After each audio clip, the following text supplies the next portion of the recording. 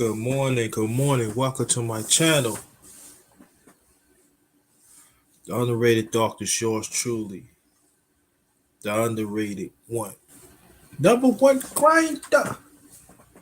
BK Black Boss, all that is me.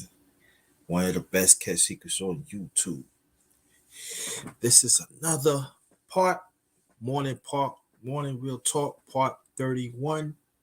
Open panel, ladies and gents. The number one grinder. You see it? You see that right there? Anybody that wants to get on, my email is right there. Anybody that wants to get on, ladies and gents, yeah. Thanks for 10 vows. So any ladies and gents wants to get on, that'd be greatly appreciated. Get on. Let's talk. Let's have fun. Let's be there for each other. Any problems that we can solve, let's do that. But before we do that, I feel like New York this morning. I really do. I feel like New York this morning. Be back.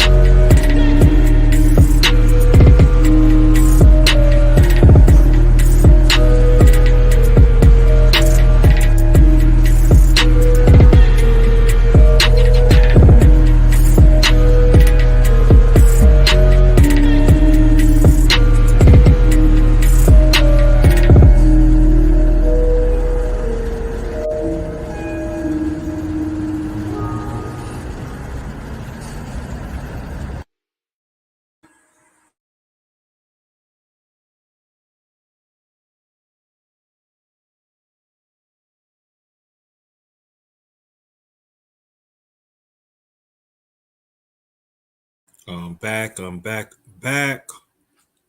Read this off. Come enjoy real conversation with the number one grinder, us as the righteous one. Individually, let's make a change within ourselves and genuine being there for each other. We all we got. Yep, we all we got. So let me see. Mm. I see the link 12 hours. If you wants to get on, feel free. He wants to get on and everything. Again, I'm eating my breakfast.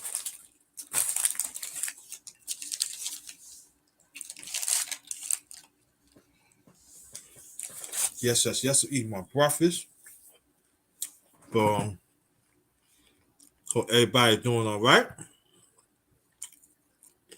Everybody doing fine.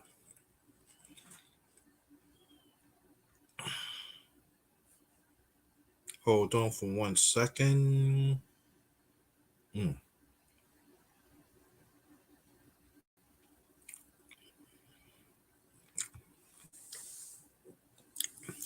What's up, LP?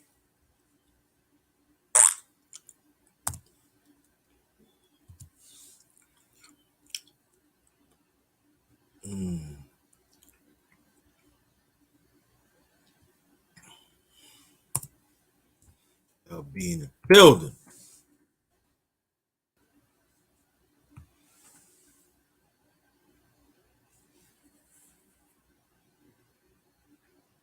Yeah, thank you. Appreciate that. Yeah, he good people. Drew Titan.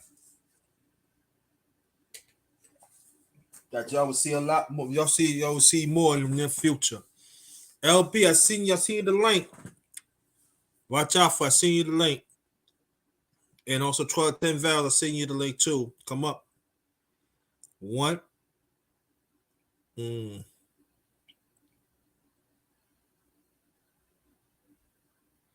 No, it's just not interviews. Not interviews, sis. It's chopped up. No interviews. And I had some people tell me they want me to do interviews too, but nah, I don't do interviews. It's chop up. It's chop ups. So when I'm talking to y'all, I want to send out some links. See if people can get on. Especially some ladies.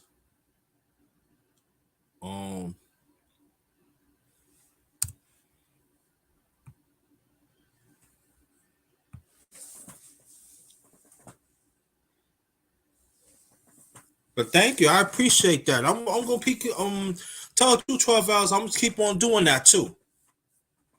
I'm gonna keep on with the keep on. I'm gonna keep on doing that. Yep, we keep on doing that. Mm-hmm. Mm-hmm.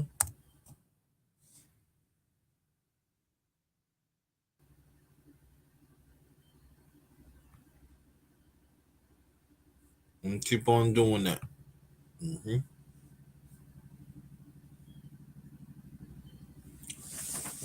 Definitely, I'm gonna keep on doing that. See.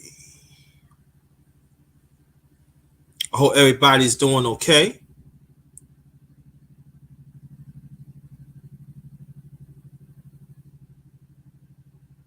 Okay. Um,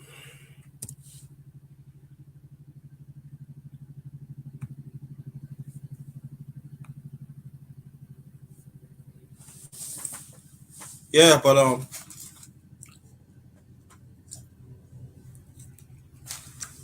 there you go. Hold on for 1 second. One and only brother LP. What's good? What up, What's good, bro? fam? What's Chill, good, fam? chilling, man. Hey, oh, you still up here in the DMV? Yeah. No. I'm in Maryland now. I should be back in Virginia between tomorrow or Saturday. Yeah, I don't know if you saw LVZ quote on my channel yesterday. He said, "Get at him." What happened? No, you up there. He up there. Well, he in Maryland? Yeah, What? That's why. That's. I thought he's in DC. No, Yeah, you gotta call me about that later on, though. I hit you up about that. Yeah, hit me up about that, man. Yeah. But yeah, man, what's good? What's going on, man? I see you doing the doing your breakfast Chop up. chop up breakfast thing. Yeah, doing the chop up, all like that. But Alonzo, hold on for 1 second. Stay right there. Stay right there, brother. Man, there were so many stories I wanted to talk about, bro. I was like, That, well, I do want to. Well, I could hold up responsibility. I want to talk about some responsibility and stuff like that. But give us some story, man, so we can build it forth, and then I throw my thing in. um, so one story I was looking into is the incident that happened in Kansas City Mm-hmm. regarding a woman. She was tortured basically, and the black community let the police know that there was all these incidents going on. And the cops didn't believe them, and Mm, it took a woman to escape the torture chamber she was in to get help before the police finally decided to do something. mm, And that rings like Jeffrey Dahmer all over. You know what I'm saying? mm-hmm. So there was that one, and then I wanted to talk about the debate between Herschel Walker and Raphael Warnock. That car wreck of a debate that happened last week. Mm. They were just so busy, bro. You know what I'm saying? Because I got, I started a new job here in the next couple weeks and Oh shit. yeah, congrats, man. Is it the same thing that you was doing before, or totally different? No, this is totally different, bro. Okay,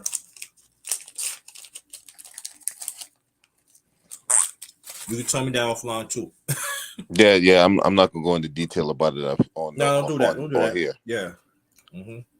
That's why I just keep it very vague. But anyway, uh, so those two meat puppets got into it, and then NBA started back up. You know what I'm saying? And Lakers are on 2 playing uninspired basketball, even though they put up a fight last night against the Clippers and whatnot, but still came up short. Yeah. Sixers are on 2. You know what I'm saying? And Mm-hmm. they can't. I can't blame James Harden. James Harden's not the reason they on 2. You know, Who's to blame? last night was Joel Embiid. He put on Houdiniac in the second half. Mm. Get out of here. Good morning, At, brother Prince. How you doing? Good morning, brother Prince. at 15 points in the first half, none in the Mm-hmm. second half. It Dang, was like, damn, it's not good. not good.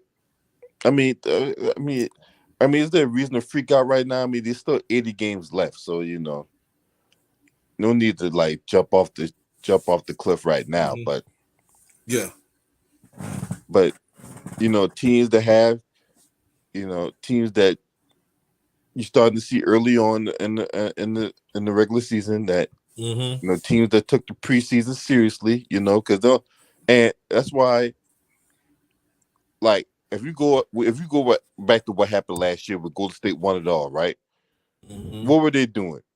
They were developing the young players while the vets were still getting run. They weren't getting as much run, but they're still getting run to mess with the young players and stuff like that, right? Mm-hmm. They took the preseason seriously, so when it came to the regular season, they were off and running, Mm-hmm. and they maintained that consistency throughout the season and in the playoffs to where they finally won the NBA championship last year.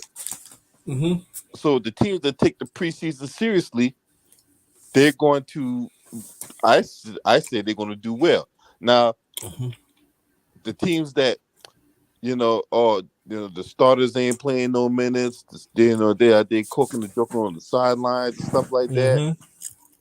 and they be all lackadaisical still. performing bad habits in the preseason that carries over to the regular season, and you're going to get the result. You know, the Lakers and in the preseason and the regular season have yet to keep a team from giving up 100 points.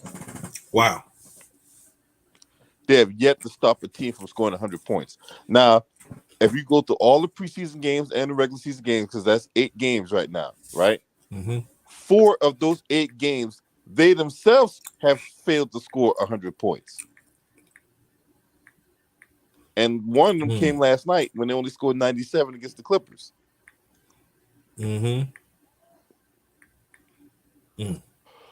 So it's gonna be a mess, man.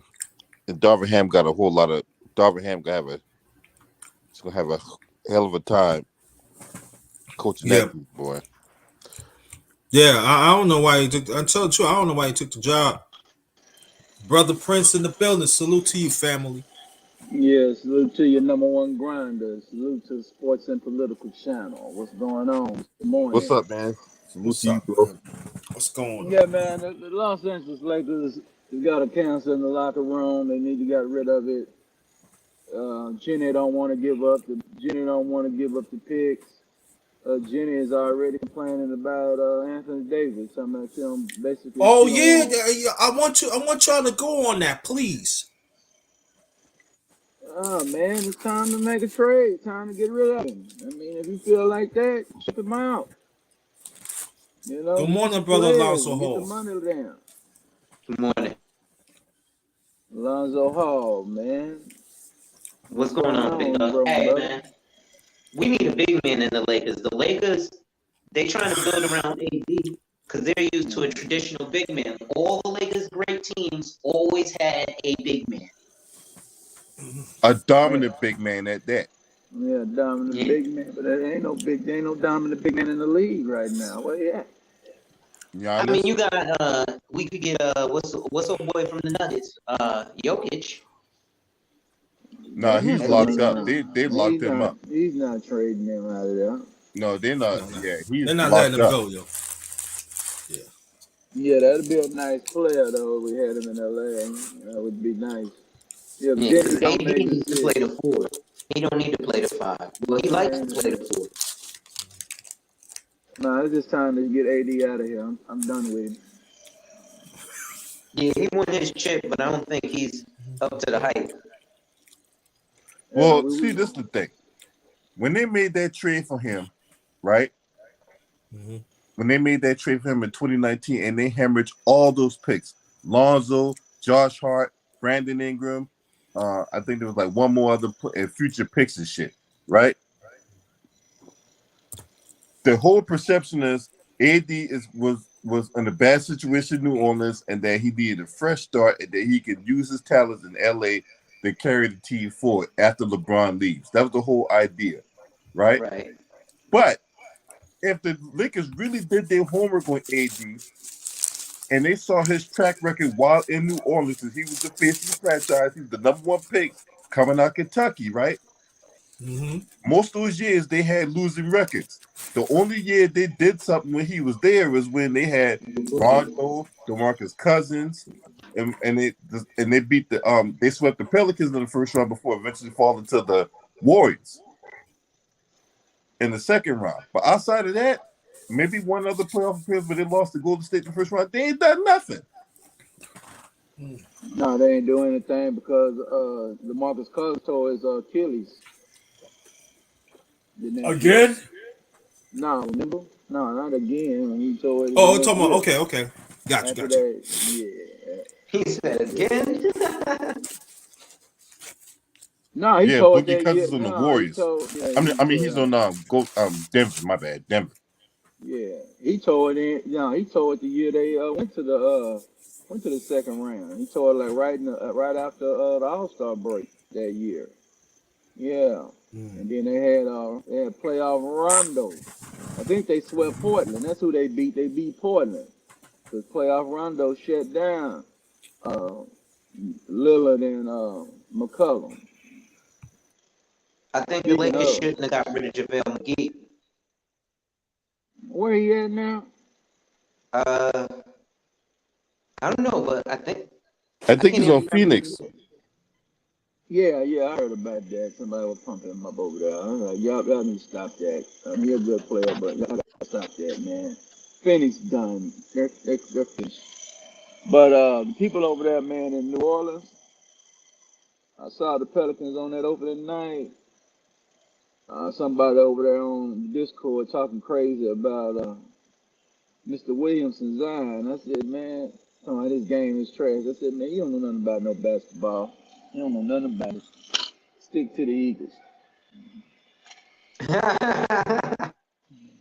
Yeah, man, but yeah, Zion over there playing real good. Let's see what the Pelicans do, man, this year. I believe they could be a top 4 team in the West. Yeah, they're gonna be a threat in the West this year.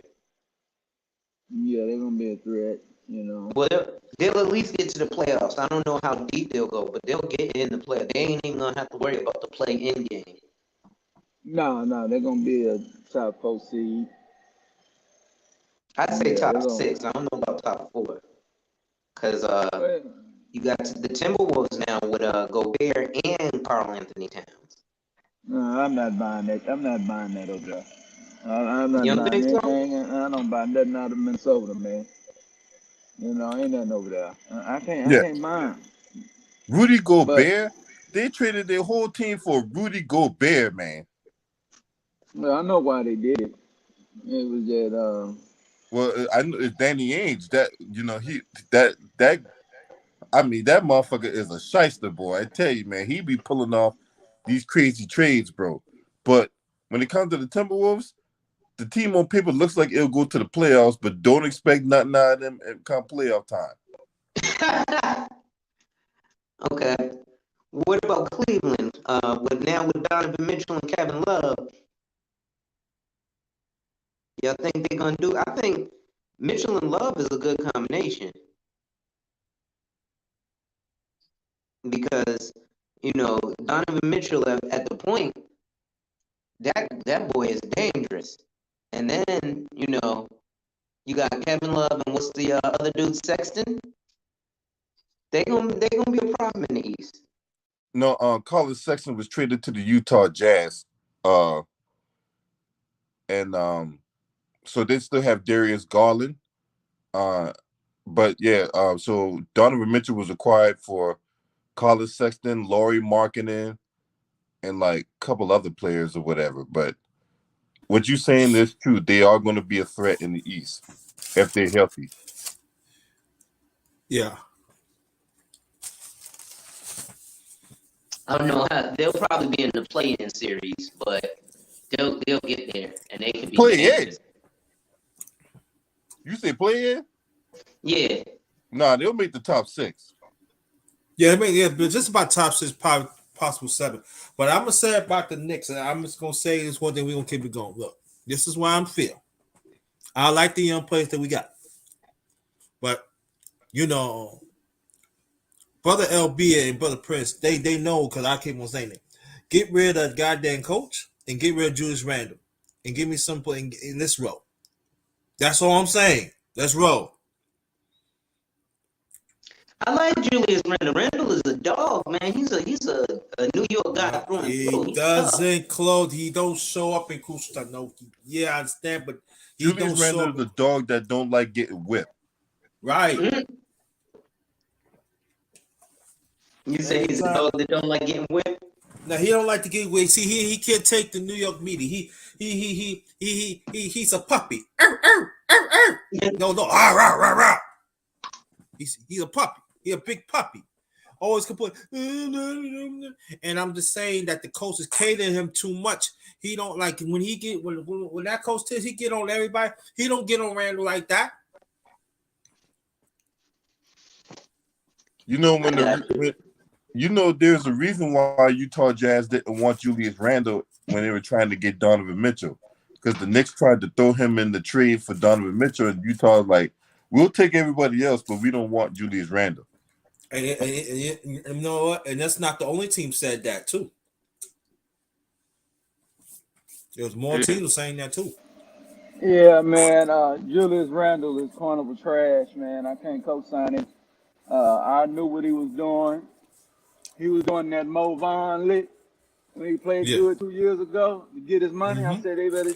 And when they played in there against Atlanta, he didn't show up against Atlanta in that playoff series. I said, y'all better get out of there. Y'all better do a Well, sign and yeah. trade. Yep. Yeah. I ain't like You right. Julius Randle coming out. I wasn't never been no Julius Randle guy. He ain't my type of guy, man, to be on my basketball court in Los Angeles. Yeah. He ain't got no business being in no. New Orleans got out of that business quick. Lakers got out of the business. I don't know why the Knicks fell for it. Dolan tripping, man. He need to stop paying these overhyped bums. You know, that's just what they are. I hate to say it. My You thing know? was like, my thing was when he fell so like, that's what I'm saying. You should never give him that stitching at all. No, I was y'all one of should the few just said, move no, don't on. give him that extension. But they know what they say, yo. Grinder, you don't know. I said, don't give him that extension because you give him this thing, y'all get stuck with when he had trade value, you should have got rid of him right then and there. Now you're stuck. Yeah, you stuck with a bum. Sorry to tell you. Sorry, Knicks fans. Y'all not getting it done. Y'all, you know, when the league messed all over, I'm getting Zion Williamson, man, it was over. I don't know what Dolan done to the league office. They don't never give him nothing. Everybody wanted, because I mean, everybody wanted Zion in New York. Yeah. You know. Nixon Yeah. did they ain't pulled the trigger. No, they couldn't get him because of the ping pong ball. Yeah, that's true. Remember? Yeah. Yeah, Yep. ping pong ball. You know. So they And the could ping stop pong trading. did not let. Yeah, the ping pong did not land the Big Apple. I was pissed off. And you see how he looking. He ain't want to go to New Orleans. Mm-mm. No, he thought he was going to New York. Yeah. Yeah, he wanted to come to the Big Apple because he knew he'd have been there. Yeah, he would have changed our dynamic over there. You know, yeah, your boy Spike Lee been acting a damn fool. He be talking on every Right. outlet. He been Boy, on don't know how to US. act. He been on the day CBS this morning. He been Yeah. all on the Breakfast Club. All them suckers, man. He been over there running Yeah, their yeah. mouth. They probably made a room in the garden so he could sleep in it. Oh yeah, they got Yeah, him a rule in the garden. What the Knicks need to do is get rid of Dolan. We need to put a petition together to get rid of the owner, make him sell the team. Get rid of the owner, you say? Yeah, Dolan, man. Dolan is putting it. All he does is put together teams that will just get enough for people to put butts in the seats because you know you got the Knicks tape. But he don't really want a winning franchise. He just want enough No. because you know it's the yeah, magic of being at the Garden. yeah. Madison Square. Yeah, Yeah, but you know it's hard. It's going to be hard to get rid of him because you got to understand. He also owned part of Cablevision in New York, and plus he got a lot of stock in the NBA. I understand what you're saying, but it's going to be very hard to remove a person like that. He there. I'm just saying that. But at least I'm gonna tell you one thing he did. He let the people run the battle operation, but I would say this though: get rid of the damn coach and the staff and get Mark Jackson. Give them the money. Give them the let's search. Let's run. Let's just go. yeah, man. Mark Jackson will bring the Knicks up. Yeah, he'll do it He the was a Nick good coach. way. He the reason that Golden State ended up starting to be winning. He fostered that whole mentality in, and then they fired him and brought in Steve Kerr for whatever reason. Well, you know Yeah, what that yeah. you know what that means. You know what that all about, right? He had the complexion for the affection. Yes, he did. Mm-hmm. They had to get the good old boy up in now. They want him a good old boy now. Yeah, yeah. Good old your good old sweet sugar boy. Yeah. That's what it was. Yeah. Well, everybody's really, really excited in the Bay Area, and it ain't just for the Golden State Warriors. Well, you can go on down to Santa Clara, boy. They got that doggone Christian McCaffrey up there in San Francisco. Yeah, Yeah, yeah, they to pulled the that off. Niners. Yeah, yeah, from the Panthers. Yeah, yeah, yeah. I was checking it out Yeah, a few hours ago. yeah, I saw it last What night. It made came them out. do that? Huh? Well, they What had made extra them do big. that trade? they had extra picks because of the Rooney Rule deal. If you take any minority candidate behind, you get picks. So they Right. had 3 extra third round picks. So, they just gave up 2 first. They gave up 2 of their thirds, and they gave up a fourth and a second this year. So, yeah, basically they just gave away their compensatory picks, and they still got their first and their third this year. Yeah, so they still do something in the draft. Well, they looking at it like this here. They got a dynamic running back. Really stay healthy. That's the number one Yeah. thing. But I don't think they're gonna be counting them like that. They're gonna be flexing them out. Use them in wide receiver and running back. That's a good pickup for him though. Because Kyle Yes, it is. Shanahan can design a running game. That's one thing he can do. That's what he do. Yeah, he got a lot. He got quite a few toys now, bro. Yeah, Yeah, man. he's got a lot of toys over there now. Yeah, a lot of toys now. Yeah, there's no. Let me tell you, there's no excuse that San Francisco could improve this shit. There's no excuse now. There's none. Yeah, they lost to Atlanta last week, so Yeah. they had to make a deal. They can't stay status quo over there, so they had to make something happen. Yeah, they injected a whole lot of energy into that fan base and franchise. Yeah, that's true, man. That's true. Yeah. But I want to ask you this about the let's talk some more football and stuff like that. Who y'all think was a surprise team so far? Oh, probably be Well, I the saw Jets. that game last night with Arizona. They looked real good. Who they beat? Yeah, they New Orleans. beat the Saints. They beat New Orleans? Mm-hmm. Yeah. Oh, damn. Yeah, Wait they got for 2 what? pick 4 sixes. interceptions? Yeah, got 2 pick sixes off of Andy Dalton. Yeah. Wow. Yeah, and they got D-Hop back. That's all they was waiting on, to get D-Hop back. Yeah. They got Robbie Anderson over there. Remember the old Jet? Oh, Yeah. he left Carolina? Yeah. They got a fire sale going on in Carolina. Yeah. DJ Moore's yeah. next. DJ Moore's next. Yeah. Yeah, they trying to get a fire sale. Oh, they trying to rebuild in North Carolina. Yeah, they done. They trying to build it up. Mm-hmm. Well, I guess Baker Mayfield is going to do something but they giving away all his weapons. Yeah, Baker Mayfield finna do something real good called get out the league. Yeah, that ain't. I never like Baker Mayfield in the draft process. Yeah. I told everybody he was a bum. Yeah. If Johnny Manziel couldn't make it in the league, I know Baker couldn't make it. Yeah. And let me say before we continue, I want y'all to go check out the channels in the chat and even the channels in the panel. These are great channels on here.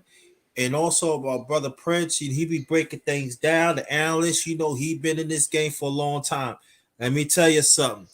He can break things down. So please check out these channels. You got brother LB and also Alonzo Hall. You talk about different stuff. So check me out too. I got things going on too. But again, welcome to my channel, Underrated Dark. This is yours truly, the #1 grinder. This is Morning Real Talk Part 31. Ladies and gents, ladies, you are welcome to come on the panel. You are welcome to come on the panel. Please, we want your input on this, but we're going to keep this going. Now, was y'all surprised that the Giants beat the Ravens? No, I'm not surprised. I wasn't. Ravens on Okay. that BS over there. They trying not to have to pay that brother that money, and they doing a damn good job not having to pay him, making them look bad in crunch time. They running these old garbage pail plays, Uh-huh. Yeah, it's just time for him to move on. Baltimore ain't gonna do nothing. That brother Yeah, going I to go think get in there. But they're we gonna need to trade. get They're Lamar gonna get Jackson traded. and send him to New England.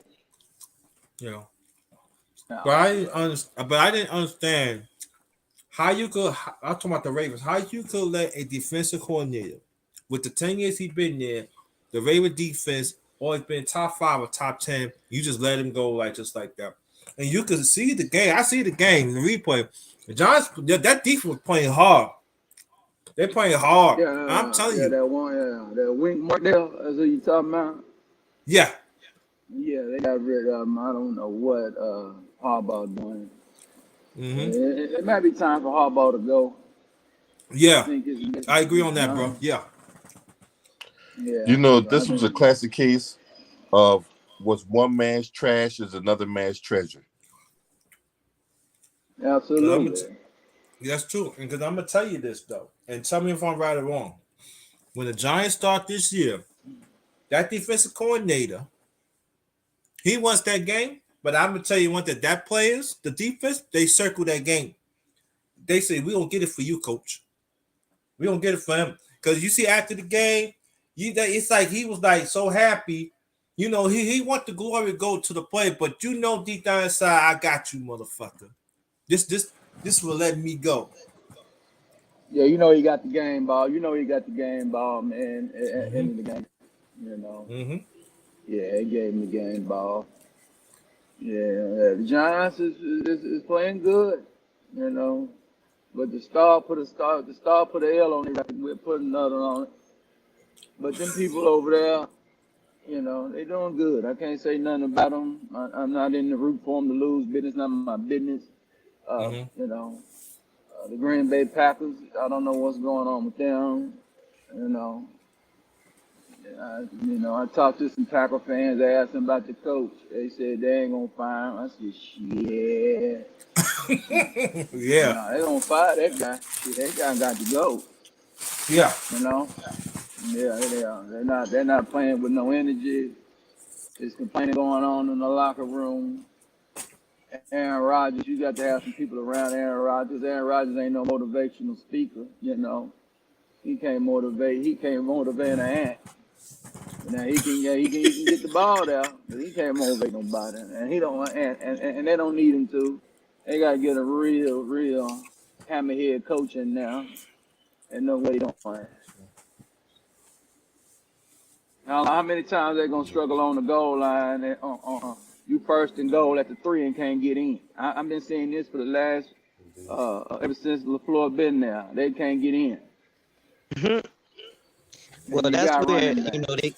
they depending on Aaron Rodgers to do it all. Yeah, depending on do everything. You know, they them They people over about to be in there. the doldrums. Yeah, they about to be in the dungeon. You right? They in the buffalo. They Mm-hmm. down there with the rats. You know, that's where they at. Hmm. You know. Yeah, Yeah. But I gotta watch myself because them suckers are come in the next 3 weeks and beat the Cowboys. They'll try to make their season off the Cowboys. Cowboy better be man. ready. Mm-hmm. Mm-hmm. You Yeah, the know. Cowboys defense is looking good, but Very and good. Yeah. That I'm an Parsons A1 is the truth, Cowboy man. hater. I am definitely an A1 Cowboy hater, but I can't even hate right now because well, y'all record speaks for itself. Yeah, terrible performance last week over there in Philly. But I I They would don't let think say, the y'all was ready for. I think y'all need Dak back. That's what happened for that but game. yeah, but I would say this with Philly, with Philly play against, I mean, the Dallas came to play Philly. I think that there is I feel like this. I'm not talking about Dallas, but I'm talking about Philadelphia. I feel like this that when you have a team down, you got like Brother Prince said, you got to go for it. And I feel like I can say Philly let up and stuff like that, but you see the resilience of Dallas. And I'm saying like this though that in this game, you know, you play NFL in this game, you got to go for the juggernaut. You got to go for it. You just cannot just go and just play there or something like that. So I'm gonna tell you like this: Philadelphia is not going undefeated this year. They not. no, they're not doing that. We're not Now doing that. Dallas blew their opportunity in the end of that first half. They got that 7, and it could have been a different story. But Yeah. I will say this: I have to get on the defense's ass. When the Cowboys made it 17-20, defense got to get out there and Mm-hmm. get them off the field, man. Come on now. You know, I understand offense messed the game up in the second quarter, but god dang it, you got to get them off the damn field, man. You know. Mm-hmm. Yeah, but that boy And Jalen Hurts, I ain't know he was a dog like that. yeah, He he's a came to good play. player. Yeah, I didn't and think he had it in him. I really didn't. But Well, yeah, yeah. He what guy? he got that dog in him. So that's that's Philly's flavor right there. And Yeah. my wife is a G-Man fan, and Uh-huh. even though Dallas and the G-Man got a beef, Philly and the G-Man really got a beef. So Mm-hmm. I definitely want to see Philly go down. Well, I can say it like this. All due well, Jalen Hurts, ever since he came to NFL, what I'm saying, he never really had like a offensive coordinator for 1 year. He only had for 1 year, and then they switch up. But then when you have for 2 years, you can see the growth. You can see the. But I still say Philadelphia could be beaten. Dallas, I think Dallas had exposed them, and in some ways and stuff like that. I think that against Philadelphia, the people say they can run. I think you could run the ball on them. Dallas ran it on them. Yeah, Oh I yeah, think you you can could run run on them. all over Philly. You could run on Philly, and then also you could run, and then Philly, and then also you could do trap play, trap inside plays. I really believe Philly could be beaten, and I'm saying like the safeties they play, they always go nickel, all the time. So if you go nickel, we gonna throw roll the ball on you. You know what I'm saying? They don't really play no 3-4, no 4-3. They go nickel, mixing up some dime. They got ball hawks. I'm not gonna lie to you, but hey, Yeah, they got after all ball. that too, you can go up top too, Well, But as Dallas long as can they even got what's go his up name, top. Fletcher Cox. That huh? They that got that they the got Fletcher Fletcher Cox. Cox. They got Rager. Yeah, Yeah, You know. them two guys is a problem because that pass rush is so damn dangerous, right? So you got a guy who normally drop back 7 steps. He before he dropped back 3, they already on his ass. yeah, but that's what I'm saying. That's what he's saying. You do. That's when you hit that middle with the run. Boop. That will open a whole lot. That's what Dallas will start doing the second half. You notice? Yeah, but Yeah. Dallas wouldn't attack the seam. Dallas don't attack the middle of the field. I'm talking about seam routes enough. Mm-hmm. Because they're playing basically like a cover two Uh-huh. type of scheme. That's Right. why they was able to ball hawk. So they start using the tight ends. They start getting down the field. That should have been the game plan early, and then they could have incorporated their wide receivers late. And then another guy that needed to get on the field is Mr. Turpin. He almost got us back in the ball game that night. He had the punt return and the kickoff return. It was like one step away from from house calls, which Oh yeah. Mm-hmm. yeah. So they need to get And him y'all on some. defense is super good. What's number 11? Michael Parsons. Pat. Yo, Parsons, he was all over the field. Yeah. Parsons the It seemed truth, like man. every tackle that Michael Parsons is the tackle, Michael Parsons sack, Michael Parsons sack for a fumble. He was just all over the field. And he's only going to get better too. He's young. He's Yeah, going to get better. only gonna get better. He don't know yet. He ain't really just. He's almost that step to that level where he's gonna be telling guys what to do next. He ain't doing it He's yet. going to be a He's trying to problem. still He'll do be a problem. it. Yeah. Yep. They need to make him a When you start captain. telling guys what to do out there, that's when it's on. Yeah. Yeah, he gonna have Exactly. to be the captain on Excellent the point, brother defense. Prince. Yes. Yes. I agree with that. Yeah. Mm-hmm. They're good. Good. But who y'all Even gotta like they watch out put for? two. Huh? Who y'all gotta watch out for in the NFC is Minnesota. Yeah. Yeah. Yeah. Well, Yeah. And aren't they Kirk what, 5 and Cousins, 1? man. Kirk Cousins. Yeah, they good, man. We got them coming up too. 3 weeks. Yeah. Yeah. They doggone. Yeah, they doggone Kirk Cousins though. You can't trust Mhm. him. He's You gonna mess like it up. that? Right. Yeah, yeah. Back in You his know, Washington days. yeah, you can't trust him. But see, this is the thing that that I had problem with Cousins and stuff. In crucial times in the play, he don't get it done. Well, he's not athletic like quarterbacks are right now. The thing about the NFL is the game has changed, right? Now, back in the day, Warren Moon wasn't valued, right? He was a quarterback who had an arm, but at the drop of a hat, he could run up on the field on you 20 yards before you blink, right? And that's what a lot of these quarterbacks are now. So Kirk Cousins is a traditional drop back. Let me go through my progressions, and if ain't nothing there, I'm gonna just throw the ball away. Yeah. That's why I want to get. Yeah. Yeah. I want to get in New England. I want to go ahead and get I'll take Lamar Jackson, but they don't like mobile quarterbacks. New England? No, they ain't taking Lamar Jackson. Go New England? No, New England won't take him. Bill Belichick don't like mobile quarterbacks. He likes guys who sit in the pocket. Oh yeah. Yo, they got Zappy, man. Yeah, I know, but listen, he's a rookie. Zappy over there. Only reason we doing anything is because ain't nobody got no tape on his ass. Once y'all get tape on that boy, the ball. Yeah, it's a problem. We don't even have a squad this year. New England sucks this year, and I'm a diehard New England fan, but this year we ain't going nowhere. We ain't even gonna sniff the playoffs because you got Buffalo and the Jets and Miami, and Miami is now looking pretty good. And their record may not be all that good, but on the field, them boys can play. And all that is just adding that little addition to Tyreek Hill because he's such a threat. You damn near got a triple team. Yeah, but Miami's a good team, but they got to be consistent, man. They need a quarterback. Well, yeah, that's true.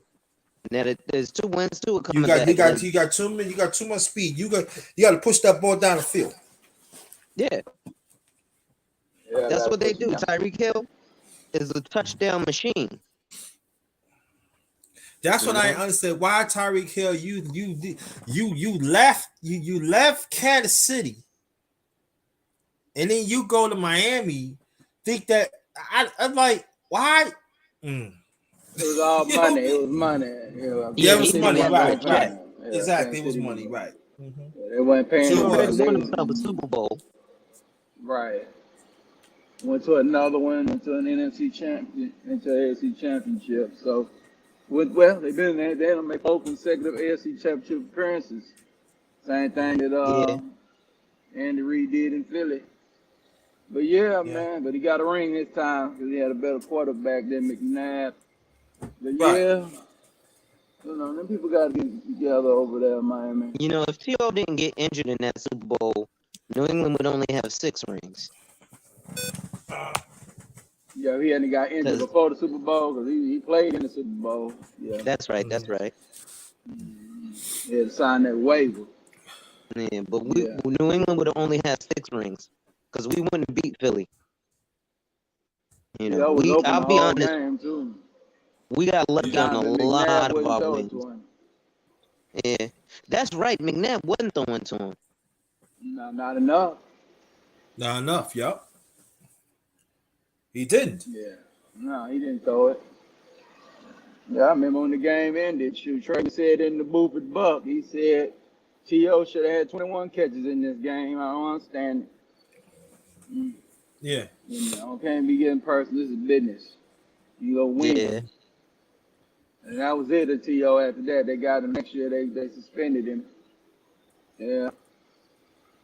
And gave him that conduct, ditched him into the team crap, and then Jared went and got him. And then the same thing happened with him in Dallas. He had a couple of injuries in the playoffs. That's how the Giants got us in that game in 07. But at the same time, Patrick Creighton dropped the damn football. That's why Eli's gonna be in the Hall of Fame thanks to Patrick Creighton. Yeah. Yeah. And you know who, speaking of Hall of Fame and a Manning, let's look at Denver. I feel so sorry for our boy Russell Wilson. He ain't gonna do nothing. I don't feel sorry for him. You mean corporate boy?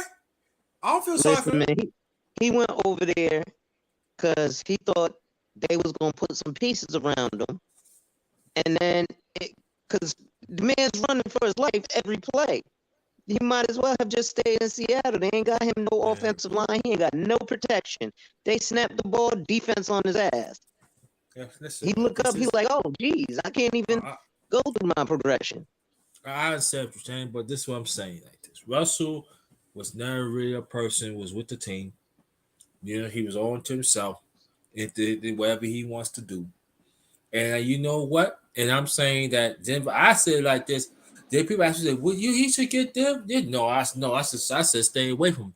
Go for somebody else. No. I say this good. I'm saying I'm gonna tell you, I feel sorry for Denver. But I don't feel sorry for him. Hell, well, fuck him. That's what I look at. Nathaniel Hackett can't hack it in this league as a head coach. Inferior head coach. You don't know what he's doing. Like I said, it's just bad over there. Everybody pretty much got Sean Payton going there, though. They're the number one team on his list because of the defense. So all you got to do is fix the offense and then get the ball. So that's next year. They're just not going to get it done this year. No. Chemistry. That's pretty bad. Yeah, that's what I'm saying. Like, this year, I don't see it, but I said I would, Brother Prince. I was there, but I'm going hard for Sean Payton. Yeah, they got to. They don't have any choice. You know, like I said, you got a brand name on the ship. You need a brand name head coach. Yeah. And everybody's starting to steal my doggone. Everybody's starting to steal my moniker. I'm talking about brand name head coaches. People over there using it now. Yeah. But yeah, these guys, yeah, that's what they got to do over there. So, but Denver, who cares, man? I don't really give a damn about them. They're not producing and not showing anything. Everybody was talking about San Diego, Los Angeles Chargers. Everybody talking about the Raiders over that disrespecting the Kansas City outfit. Ain't happening. You know, Buffalo got them last week, which everybody had a feeling Buffalo was gonna get them. But it's still Kansas City's AFC West until somebody prove otherwise. Yeah, the Chargers surprised me by being so bad this year. Yeah, that coach they got is dumb. They need to get him out of there. You're right. You should be putting the blame on the coaches. I'll give them that. Yeah, it is. I mean, only reason I'm gonna blame you is you go for things you should be going for. Kick the damn field though. He believing that Justin Herbert can get him out of any situation. You know, and he just go for it for no reason. You know, game is not in the balance.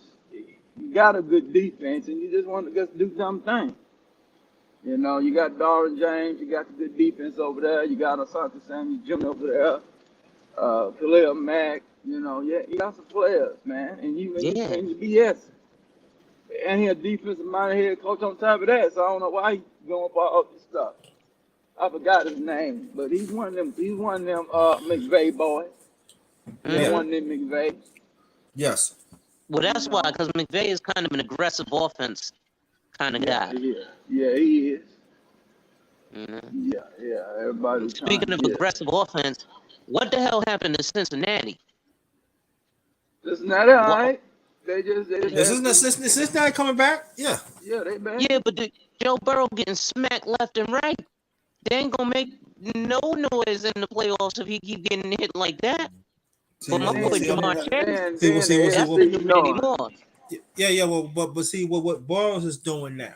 I'm gonna tell you this smart. He know his offensive line all that good. He getting the ball out quick. See, before on the beginning, he wasn't getting the ball quick. He was holding it. Now he getting the ball quick. So they had Mixon had running the ball pretty good now, and so it's really, if you think about it, people said they got a pretty good offensive line. No, they just covered up their flaws in it. So that's what they doing. They catching them. Cincinnati is not really doing all that deep that they was. So they catching them on them slants. And Chase is taking it to the house. Other people in the house, and Mixon, he running it, and Mixon's running the ball. We'll get you there. That's what they got. They gotta keep on doing that. Yeah, and on top of that, they're in the right division because Baltimore had opportunity to run away with it. Right, exactly. They BSing. Cincinnati lost to them on that Sunday night game a couple weeks ago, and then they came back last week, blew Saints out. Forgot who they got this week. I think they got Cleveland. Mm-hmm. So if they beat Cleveland, which I think they will, then they be back on top. Then they done 1-4 out their last 5. So they be good. Mm-hmm. They be all right. Yeah. Yeah. I'm just, you know, my team, Because man. Baltimore going to beat them. See, because Baltimore going to beat themselves. Yeah, So Lamar Baltimore just ain't keep, no. huh?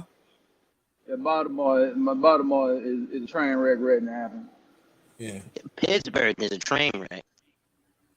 Yeah, they beat Brady last week. I don't know how. Yeah. They beat Brady Yeah. last Yeah. I week. understand. Right. Yeah. I understand that one. How you beat Buccaneers? Because the Buccaneers defense ain't the same. They got rid of a lot of that their defense is lackluster compared to what it used to be. And they think Yeah. Tom Brady's just gonna be he's 45. He can't do it like he used to. You know, I know Can't he tell gets them better with age. but you can't tell these people that, brother Alonzo. You know what they said? No. You think about. I said, yo, you know the defense that they doing? They send it up to the middle. They send it to the middle, and they keep on hitting them. A Yeah, lot of you people hit Tom they want Brady to game blitz when they over. blitz. They don't blitz from the side though, no on the edge no more. They blitz it through the middle, and they hitting them. Pop every A and B time. gap pressure. Well, that's always been the Yeah. way you stop Brady is through A and B gap pressure. Yes, exactly. Right. That's how the Yeah. G-Men beat us twice. That look at the Giants when he played the Patriots. That's what the Giants did. They didn't really they didn't even have no pressure come to the edge. They sit right in the middle. Oh, you want to sit like a duck? Yeah, with Justin Tuck. Yeah, I remember Justin Tuck Mm-hmm. all up in the man mouth. Yeah, Yeah, right. also Euro, And Myers. JPP. Yeah, Myers. I forgot his name. I know his name is Myers. Yeah, that guy Yeah, over there. Yeah. And JPP, and also, then they had JP Strahan and early. yeah, and you know, it's so funny you talk about brother Bill. Look what happened. Years later, Brady recruit them, and they end up winning the Super Bowl. Mm-hmm. Yeah, JPP over there. Yeah. JPP in Well, see, Baltimore he ain't now. even on their defense no more. Yeah, he in Baltimore. Mm-hmm. Yeah. Yeah, indeed, And that's why Buffalo look dangerous because they got Von Miller and I can't think of who else, but their defense is stacked. That's who won the game for him against Kansas City last week. He was the one that forced Yeah, that with that pass interception. rush. Yeah. Yeah. Yeah, that's what they said they He needed. sacked Mahomes, 2.5 times? I got about 4 more pressures on him. The interception Mm-hmm. he got where the pressure came from Von Miller. He was in his face. Yeah. He got rid of it and threw a pick. Yeah, it's Baltimore. I mean, it's Buffalo's AFC lose, so they gotta go. Yeah, they gotta go get it. They lost only one game this year, so that was against Miami. Mm-hmm. Yeah. See what's going on with them. Yeah, NFL. There's always something going on. There's Isn't always it? something. Yeah. Yeah, they'll be all right. Yeah, man. What y'all think about that Kanye West stuff, though, man? Drink champs Alonzo, banned do you him. want to? Yeah, do you want to take a shot at? You know what? I might not be the most popular opinion about the whole Kanye West thing, but when you look at how he's speaking on that particular community, I have some. Let's look at things like the ADL, right? The Anti-Defamation League. Yes, sir. And let's look at the fact that overall, Americans who identify as that community is 2% of the U.S. population, yet 51% of the reported hate crimes in America are against them. How is that possible? The math ain't mathing.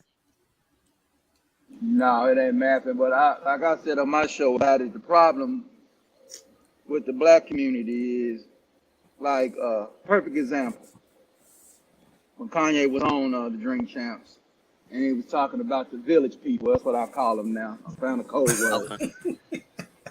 So yeah, the village people, they are one of the guys told him to come to the Holocaust Museum. He made a mistake though, and he used Planned Parenthood. That's not a comparable. That's not a comparable thing. We have a Holocaust called the Ma'afa. This is 700 million African Americans, or I call Aboriginal Abolitians, died in the slave trade. Right. That's all he had to throw up back at the Jewish community. And also, on top of that, the Jewish community, because of the Holocaust, they have a thing called never again, never forget. They invest that into the culture. So they will not let nobody pump up any propaganda with them. But at the same time, the village people are very hypocritical because they capitalize our propaganda against people, against black folks. They capitalize off of it. So if you're gonna have a debate with them, you have to go to that way. So hold on. You don't want nobody pumping no propaganda against you or saying things against you, but you prophesize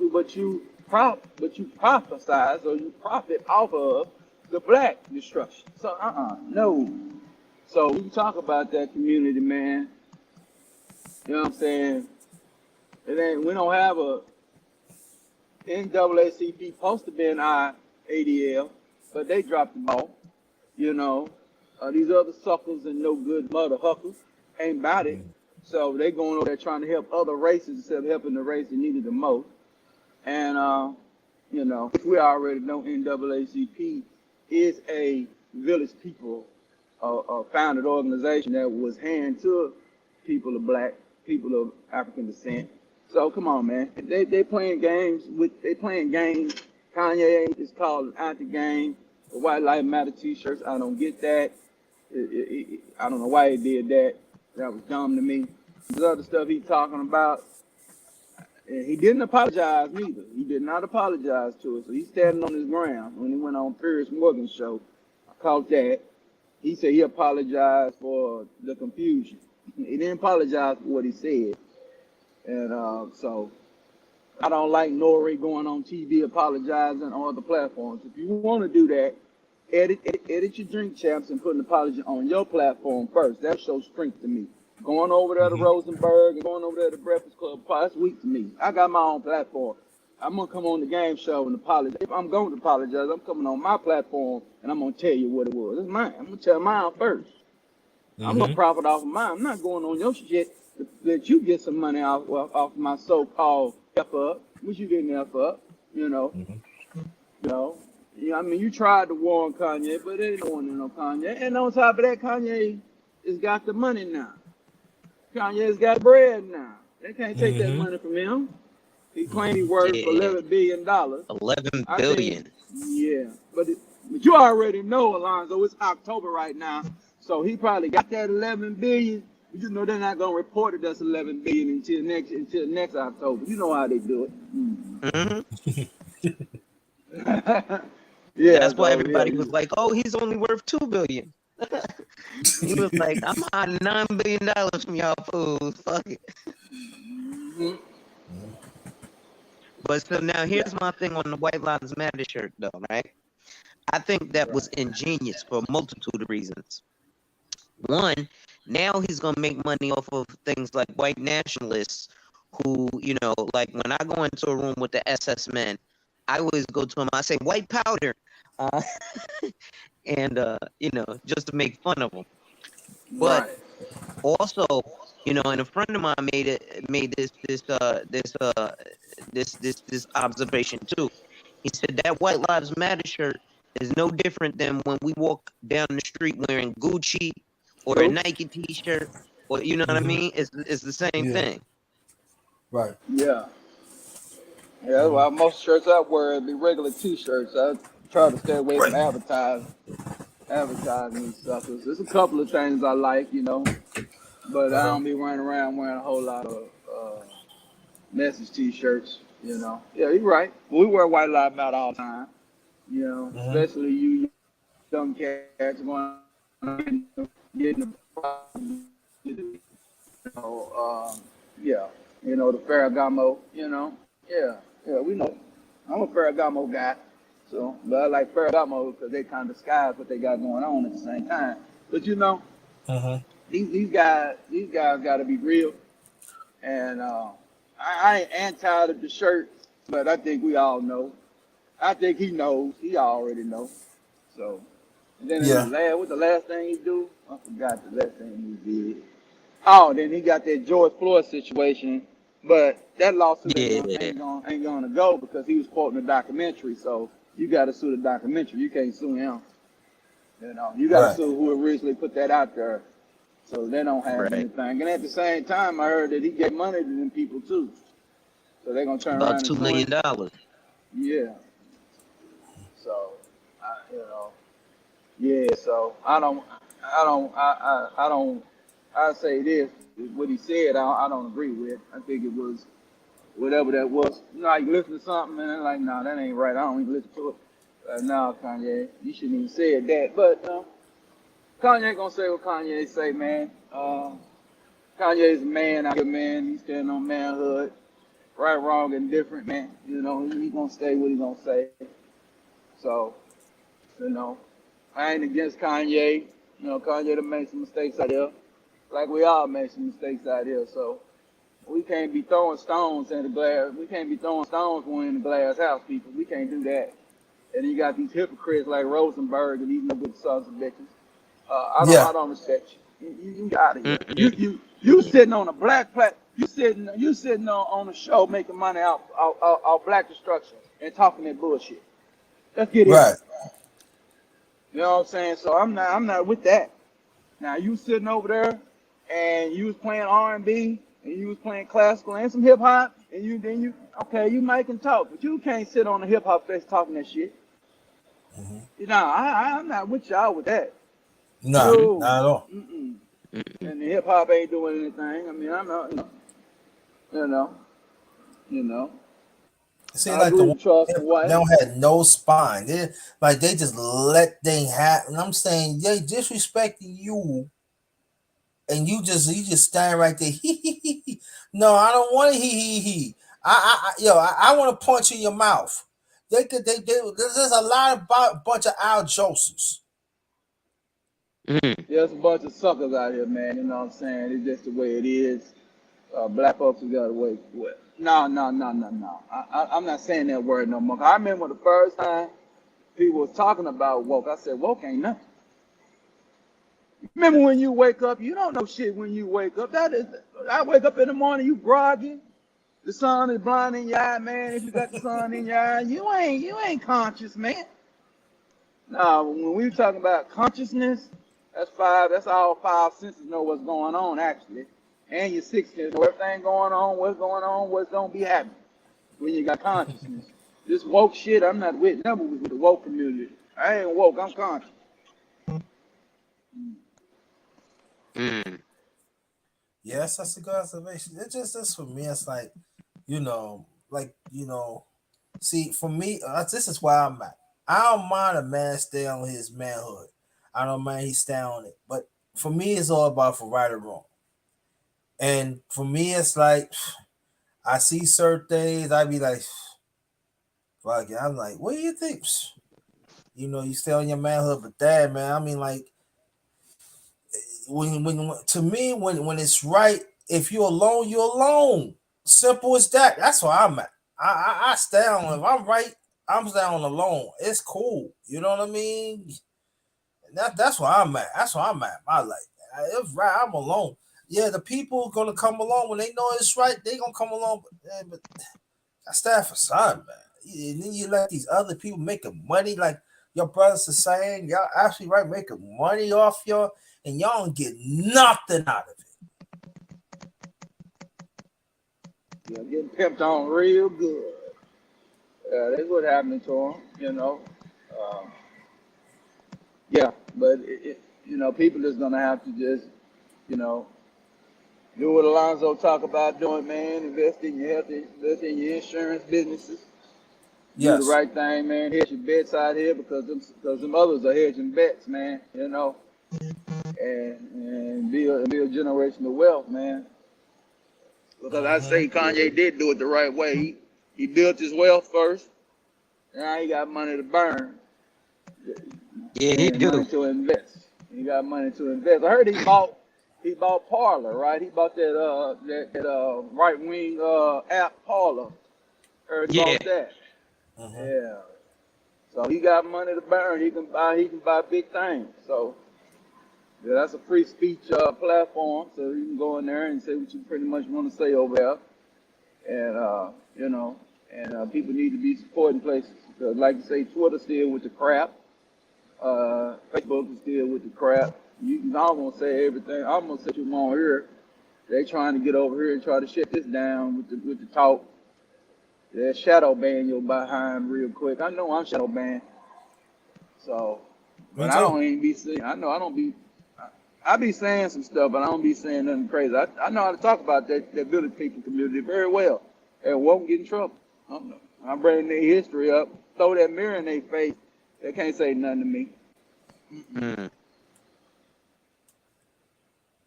that's Can't stop very what true. I'm doing anyway. And they can't stop what I'm doing anyway. Won't be allowed. So it won't be tolerated. So ain't nobody playing with these folks. Go ahead, Alonzo. No, I was just saying what you were saying is very true. Ain't nobody playing with these folks, and you know, um, I appreciate that nod, man. Them strategies, man. We got to start learning them strategies to create that generational wealth for ourselves. And like you were saying, the village people community got that never again, never forget mentality. And Yeah. I think uh, foundational Black Americans or whatever you want to call us need to have a similar mentality. And I think one of the problems is we're a bit too inclusive. Yeah. Well, we don't know ourselves. We don't know our history, and then, like you say, we reject our history, the true history of it. Ain't no way a village person gonna ever walk in my face and talk about the Holocaust, man. Okay? You lost 7 million. I lost 700. You got to move around, and then you need to stop what you're doing. Then, if you could never again, never forget, that means you don't want nobody else going through it. But you're doing the same mind cuff hustle that you got enslaved with and killed for. So don't come with me with that. I'm profiting off my dysfunction. No, sir. It's not gonna happen. You're not gonna sit up in there and thinking you better than me. And I done went through historically I done went through a bigger atrocity. You 10% of my atrocity. You know what I'm saying? You're a 10%er, bruh. And you ain't my bruh. You're the 10% of what we went through. So hell no. Do your damn research and study yourself, man, so people can't be running your thing. What Malcolm said, history rewards all research. So You know what's so funny nobody can't run that game. Go ahead. is a video out. Then they done banned this video and stomped it down and hit it. Um, but there's a woman who is by the name of Dr. Shauna Etienne, and Okay. she had played the video, but the village people forced her to take it down, and I don't know if it's still out there. But it was one of their own who worked on Wall Street like me, and he was explaining that the gentleman with initials similar to mine, AH, had started a lot of that Holocaust because those people had destroyed the German economy with interest. And he said that's why there was such a depression in Germany. And he said they kind of caused their own thing. And he was like, I talk the way I talk, and I talk a little more cocky because I've worked on Wall Street and I've done Uh-huh. big deals. He said, I'm not like your guy who works at, Morgan Stanley makes 100,000. He said, I make 100,000 in one deal. So, I talk from a different perspective. And he was like, the reality is Uh-huh. we the people caused that thing because we had so much interest and greed, and the only thing they could do was either collapse or turn against us. Yeah, yeah, man. And that's the same thing you gotta do too. So they do come. Yeah, yeah. The books they was pumping in the '90s. Nation of Islam. The secret Uh-huh. relationship between blacks and Jews. So how they was involved in a lot of the trade. Black labor, white wealth. That's another code word to use on too. Black labor, white wealth, man. Y'all under that. Y'all separate yourself from the white dynamic when it's convenient to you. We can't ever Uh-huh. separate from who we are. convenient, Ain't that the truth? inconvenience. Yeah, so they can separate themselves when they want to. You white when you want to be white. You know, and you the village people when you want to be the village people. See, you a Decepticon. You understand me? You Voltron. You know? Yeah, yeah. You can do whatever the heck you want to do. You know, you got the freedom, huh? But hey, they did it. You know, they went the political route, the money route, the route that you know that we teach that you know Lonzo Hall teach every day. You know, that's how you beat these suckers, man. You know, you need the numbers, but you need the money. You know, you need both. Yeah. You know, you can't do it without the numbers. You can't do it without the money. So when we invest in businesses that they're putting out profitable products and products that make the world better, and Mm-hmm. and and the bonus plan it is the black-owned business, then you need to do business with it. You know, so you need to do big business with it. You know, it's like the HBCU situation over there. Just to piggyback off that. With Dion down there, and Dion is not happy about what's going on over there because I got to go to the mainstream folks to get money for this university. You know, Yeah. which is good. They owe us, but at the same time, where is the mainstream? You know what I'm saying? Black owned stuff that want to do business with the HBCUs and put them on par with these major universities. Some of these HBCUs old as a Yale and a Harvard. What's going on? We're not investing in ourselves at all. We're investing in everybody else but ourselves and our institution, you know, especially the guys that went to the school. I mean, I ain't go to the school, so, you know, I mean, I could invest, but I ain't been there. I ain't walk on that campus. The people that walked on that campus ain't paying, ain't putting nothing down. Ain't giving nothing back. Yeah. Yeah. Yeah. Salute to brother Clarence, and also salute to Os, brother Namus. If y'all Also, want to get on, sorry, brother. If y'all want to get on, my email is in the chat. Let me know y'all send me an email so I can send y'all to get on. I don't have no problems with that. So, brother Nameless, and also brother Pastor, what's going on? Good morning to you too. Anybody, any of your brothers that wants to get on, even ladies that wants to get on my email, I just put my email in the chat. Anybody wants to get on, that's the only way you're gonna get on. Let me Yeah. know you send me email and I can get you on. That's the only way. Y'all can carry on, brothers. I want to touch Yeah. on what Nameless just typed in there. He says, I would go as far as to be hyperbolic and say that we don't have families, we have relatives. And I think that's absolutely true. You know, one of the things I look at is like, for example, you know, one of the things I talk about is in 2017, 31,000 Sikh men entered the trucking industry at one time. A lot of those are families. One of my cousins, she married a Sikh man. Do you know what this man's father gave them for a wedding gift? He bought them a house, No. Okay. right? So now they ain't got to worry about building up and saving up for a house and paying a mortgage for 30 years because the house was already gifted to them, right? So now if they want to go get them, you know, their dream home, the house that they currently own, they can rent out and make money off of. But not only that, it now puts people in other positions able to open businesses, right? Like I have a cousin who owns 2 barbershops. Yet he's not my insurance client or my financial services client.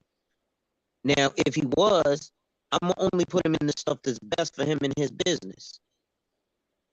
But we're looked at as relatives.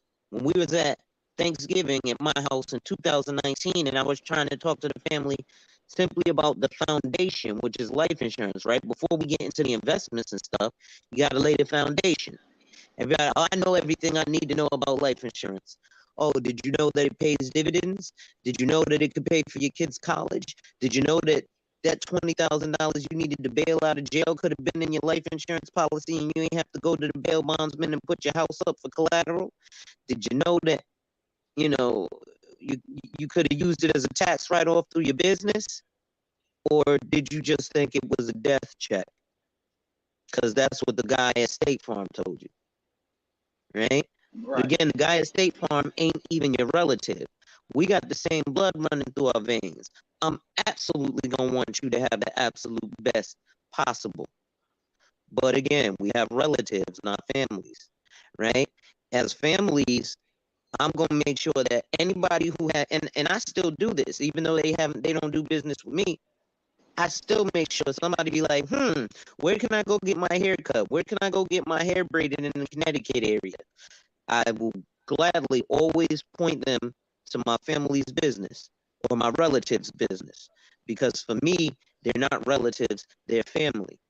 So what needs to happen is anybody says anything they need, oh, you need to go see my family for this. You know who does that? Nepotism? The village people, right?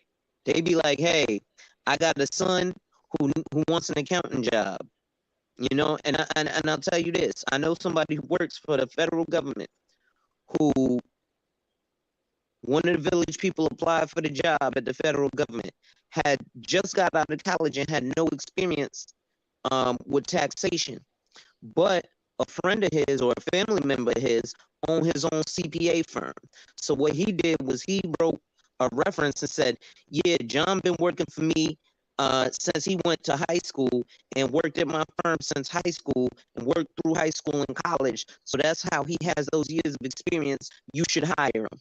And then he got hired. When he got hired and actually got faced with the work, because he never did any of it, he didn't know what he was doing. But he had already got the job and he had the gleaming references from his family. We can't even get gleaming references from our relatives. No. Right? If y'all, you know, and Game Show, you witnessed this personally, right? And I'll tell you how you know you witnessed this personally. You've done business with me, and then when you were looking for another product, what did I do? I sent you my relative, Yep. right? Yeah, And you then did. she took care of something for you, right? Mm-hmm. But I wasn't Yes, gonna you send you did. nobody. I wasn't gonna send you to some stranger when I got a relative who does it. Right. You know, nameless. Absolutely. What's up, boss? What's up, man? To the chat and the folks on the panel. Os. What's up? Os. Boss. You know, you guys know I'm doing, well, maybe Alonzo, you probably heard me talking about this before, but part of the projects I do on the side is cultivating a verbal martial art. And one of the verbal sword forms that I put into play speaks of a very specific understanding and principle. It's known as sword form 5, and I talk about the difference between force and power. And the acronym I use to describe, well, not the acronym, the axiom I use to describe that, and I'll put it in the chat for a visual, is 1 with 10 is less than 10 1. The reason for that is that if what animates your perspective of a situation is nearsightedness born from fear and scarcity, you will find value in that 10, even though you can only add by increments of 1. You'll be one individual with 10 in one-on-one scenarios. You'll be superior with the amount of energy you can bring to bear to get work done. The problem is the moment you go and exceed beyond a certain period of time, your 1 with 10 is subject to subtraction, whereas the 10 with 1, if they're subject to the same degree of subtraction, they still have 9 more units of energy to make use of, whereas you've lost everything. All you got to do is look at that left side of the equation. The problem with our not valuing family is that we fail to recognize the difference in how 10 with 1 will outscale 1 with 10 every single time. And it's that outscaling that produces incremental change over time that results in this concept that gets thrown around very casually, generational wealth, and even wealth and assets with regards to how they exist. Alonzo, you're an insurance broker. You already know how this works. It's not about the initial pay in, it's the aggregate over time. And over time, these things begin to, again, outscale when you compare it to other assets that maybe they scale too, but not as much. And when you've got for example, the same 10 people with one, let's say each one of those 10 people gets the same insurance plan that that one with 10 can get. Even if they do nothing else, over time, each one of those 10 will aggregate to more collective assets without them needing to do anything but just maintain their 9 to 5. Something that that one with 10 will not be able to keep up and maintain. Correct. Right or wrong. Oh my God, I feel like you're talking directly to my soul right here, Nameless, because as I've experienced my last decade of what I do, I've been that one with 10, and it's really, really, really, really, really, really hard. Because like you said, once I get one subtraction, all my energy is spent, and it takes so much to recover that. Whereas if I could get that 10 with one, like you said, if we subtract one, there's still 9 energy sources to pull from. And, that would be greatly helped with that family as opposed to relatives, you know. Um, and even like with me and game show hosts, bro, it was like pulling teeth to get my relative to respond, and I felt upset because I introduced her to him, and I'm like, now you're making me look bad because now you're not doing something that I promised someone could be done. And, that's that one with 10 because it was just me. Right? So you would agree then that when you're one with 10, all you can do is exercise excellent timing to make things done. But the difference between force and power is while force uses timing, power uses time. So Yes. they can multiply to your addition. And even if you start with one, that multiplication symbol will outscale to ad infinitum. Whereas that addition, it can get there, but the time it takes to get there is exponentially different. And that's what I believe we're experiencing when we talk about the need for community, the lack thereof, and the consequences of it, especially when the culture is centered around this, what I call stay in your lane culture. And even if you can succeed, it's irrelevant if everybody else around you is suffering. If you don't succeed because of your culture and your environment and community, and you succeed in spite of it, the cost that's paid for that scenario to be manifest and made realized is trust. And it's that trust currency that creates the division that prevents the 10 with one to cooperate.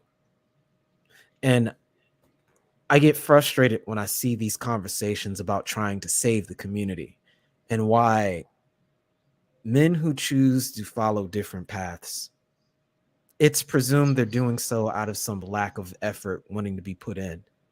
But you can't multiply by 0. If there's no communal factor there, because you don't have a family, you have relatives, you can't foster the currency of trust to make that happen. And even if you as an individual want to have trust, if it is not mutually reciprocated, if you don't have things that are operating in the limbic system, meaning your subconscious mind that's used to seeing that, it's a problem. And these are the kind of things that I want to try to introduce to people who are serious about having that conversation. Because I guess everybody knows I come from the sector of Black YouTube that's on Team Muhaha, F it. But I just want to highlight that people aren't there for no reason. I'm not trying to say that it's some inevitability that everything is going to fall to waste. But if you maintain this trajectory and you don't analyze the context under which these decisions are being made, if you don't understand the context of the choice is meaningless because it's not providing useful information. It's just like taking 2 million chimpanzees, having them track the stock market and decide whether or not it's going to rise and fall. And here you are with 1,000 chimpanzees that were able to hit the lever switch for 2 years in a row straight accurately. What are you going to learn from them chimpanzees? Absolutely nothing. It is subject to absolute chance. And unfortunately, That has been the mechanism that has provided the majority of our success in our demographic, with no critical analysis on how we can systematically address that. Yet we see example after example of groups of people coming over here with far less than we started out with, but are able to outscale us because they can start with that initial building block for community, which is family, which, as I stated before, is predicated on your ability to trust, fostered by your ability to communicate, and relationships. And they don't have to be romantic. If you can't have conversations with people, if you can't recognize a mutual respect with another human being you're speaking to that looks like you, you're not going to foster that currency. And no amount of delegation of liability will be able to drag and coerce anybody to operate at a negative deficit like that. I don't know how you do it. Happened on the plantation, but we're not on the plantation no more.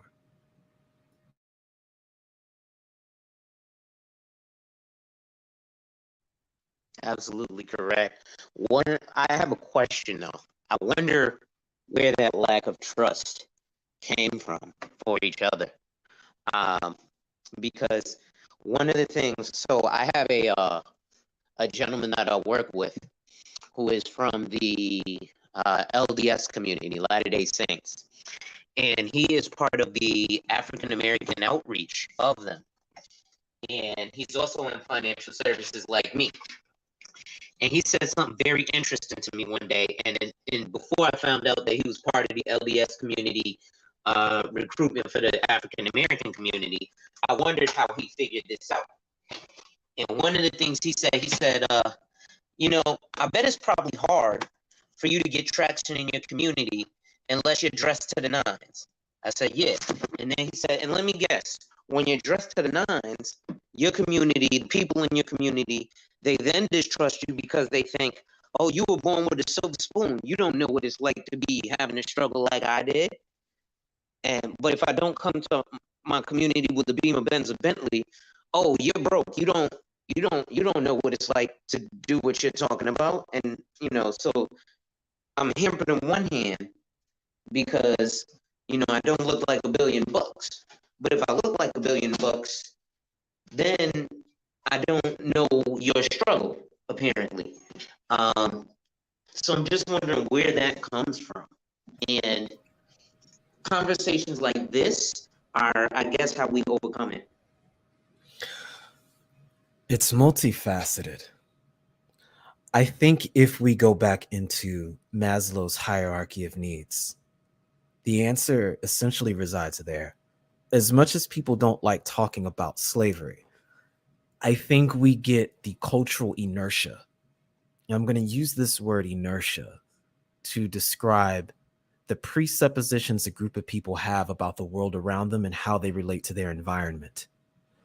And I will say that if we look at this from an anthropological perspective, for the majority of our history, we have not had agency over our basic needs as required by the pyramid, starting with safety, food, and shelter. These things have been determined and categorized by other individuals. For the most part, we have not had a culture where we've determined that for ourselves. Not for the majority of our history here. As a result, in the form of a coping mechanism, we overvalue some of these things to the point where all of these material presentations become coping mechanisms out of a kind of trauma and fear of not having them. These things are then rooted in scarcity. And as a result, it affects our relationship to them. So they become more exploitative rather than synergetic or even symbiotic. What I mean by that is we only trust a relationship dynamic where we can mutually exploit each other rather than an idea where we can mutually benefit and have more than the two parts separate. Do you understand where I'm at with that, Alonzo? Yes. And I think this sets the context and the tone for if they don't see what's in it for you and what's in it for them, the trust is gone. Furthermore, the only way the trust can be understood is if your side of what you gain matches what their goals and objectives are. And since we don't necessarily have a shared creed, if we don't have purpose offered to us by community, animated by anything other than survival, then it's difficult to cultivate that general altruism where you can identify with other people and recognize that critical empathy that's required to see that whatever happens to somebody else that looks like you reflects on you as well. We have these statements such as we're not a monolith, but when it comes time to sign the census, none of us is writing carbon-based life form on the 2020 census. When someone picks up the phone to call the police, when they're describing one of us, no one is saying, I see an American with red shorts and blue shoes running down the street. You know, we're still subject to these classifications that, while none of us created them, we're still assigned having that. It is implicitly understood in the subconscious. So we are a forced group that has to work together, but we don't see each other as a group. And as a result, we suffer the consequences that groups suffer from in an environment predicated on democracy that requires coalitions. That means you need an agenda. So we are agendaless in an agenda-based society. Got you. Let me get Brother McLean up in here. Brother McLean, introduce yourself, please. Got to continue this conversation. How y'all doing, gentlemen? How's everybody doing? My brother Underrated, the number one grinder. How you feeling, champ? I'm good, brother. Glad you be here. Brother Names Alonzo Hall, Brother Prince. Glad y'all be here. What's good, fam? I can't call it. It's funny how y'all having this conversation, and Underrated to be able to tell you I have these conversations all the time when I'm on my podcast about our people. I've actually just started a tour called the Black Excellent Tour. Me and a couple of other guys who have channels, and we're going to be going to different states and doing things for the community and for people who look like us. Rather if it's going to shelters, children hospitals, whatever you want to call it. Throwing boxing events and taking that money and putting it back into the community. So it's something that I started. I actually had to talk to you about it, Underrated, but since we on, I might as well let everybody know. This is going to kick off next June for Father's Day week. We'll be in St. Peters, Florida, for the Hall of Fame. So we're going to do that there. But this is something that I talk about all the time about, what our people need to do and what it is that we don't need to do. But I've came to the conclusion that we have to worry about we only have to worry about our people who want to do what we're supposed to do. I had an argument with a friend the other day about, hey man, this is what you shouldn't do and this is what you should do. And it came to me that it just came in one ear and went out the other. And I said, hey, you know what? I'm through with it. I can't, grab your hand. I've been your friend for 20 years, but I can't grab your hand and make you do this and do that. So, it saddens me sometimes. And I forgot which brother said it, how, people come to this country and they could just start a business just like that. Right. But then we spend time getting upset with them and how they treat us and how they talk to us, when we come here. But then I'm saying to myself, hell, I can't be mad at a man who's coming here feeding his family the best way, that he can. Why can't we do it? Why is it that we don't see, our people having black supermarkets and black bodegas and, that to see a man in a barbershop, that's nothing. That's typical. That doesn't move me when I see that. So when I see some of these things, I say to myself, you know what? It's time for the black people who want to come together to do something. It's time for us to do it. So when I came with the Black Excellent, I said, I'm going to get with some brothers and sisters who want to do right, in the community. So that's just something I wanted to share with you guys, man. I don't know how you guys feel about that, but that's something that I've been talking about for a couple of weeks now. So Clarence, I want to double down on this point because Yes. since you're one of the individuals that wants to see success, and I'll never discourage anyone from trying to do that. Yes, sir. I stand diametrically on the opposite end of that spectrum, but I don't want to hinder anyone trying to make progress with that. I think it's more valuable to provide an exit and not critique as much as an observation from my point of view, which could be profoundly constructive in being a multiplicative force. Our problem isn't numbers. I think if you take everybody interested in creating what we understand in rhetoric as a Black community, I think there's enough people who can do it. But what needs to happen is because of the numbers. What needs to be targeted is the primary currency that is lacking, which is trust.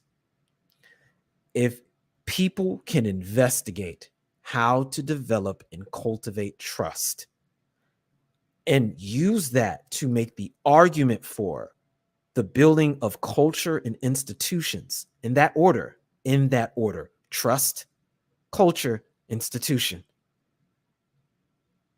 I think you will find a greater measure of success with the resources that you have available to yourself.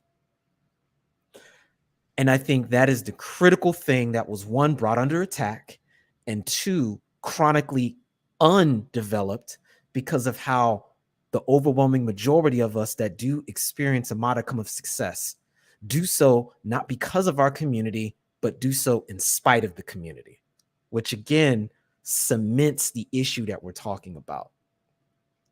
I think it's a good thing to see people willing to do what you're doing. And I'd like to at least provide a perspective, a tool that you may find useful to present to your circles so that they can approach it from that angle. And they may find that they get greater levels of cooperation from people when they work at that level, especially when you can target the younger generation with this in mind, because they're the ones that are going to continue to set the tone and follow after the inertia that's been set by the previous generation. You understand what I'm saying, fam? That's a fact. Agree. Totally agree. I can't disagree with that. So I try to present that as just, irrespective of where we may be at, I find that most individuals that are in the ADOS social complex or foundational Black Americans at least have a 50% agreement on most topics of discussion that we have.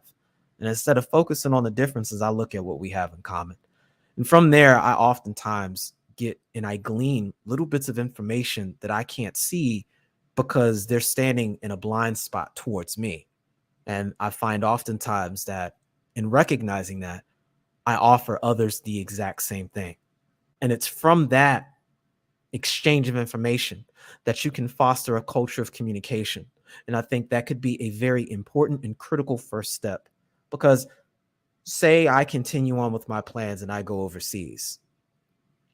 Even my doing that doesn't change the fact that I have family members that still share that same FBA, ADOS route.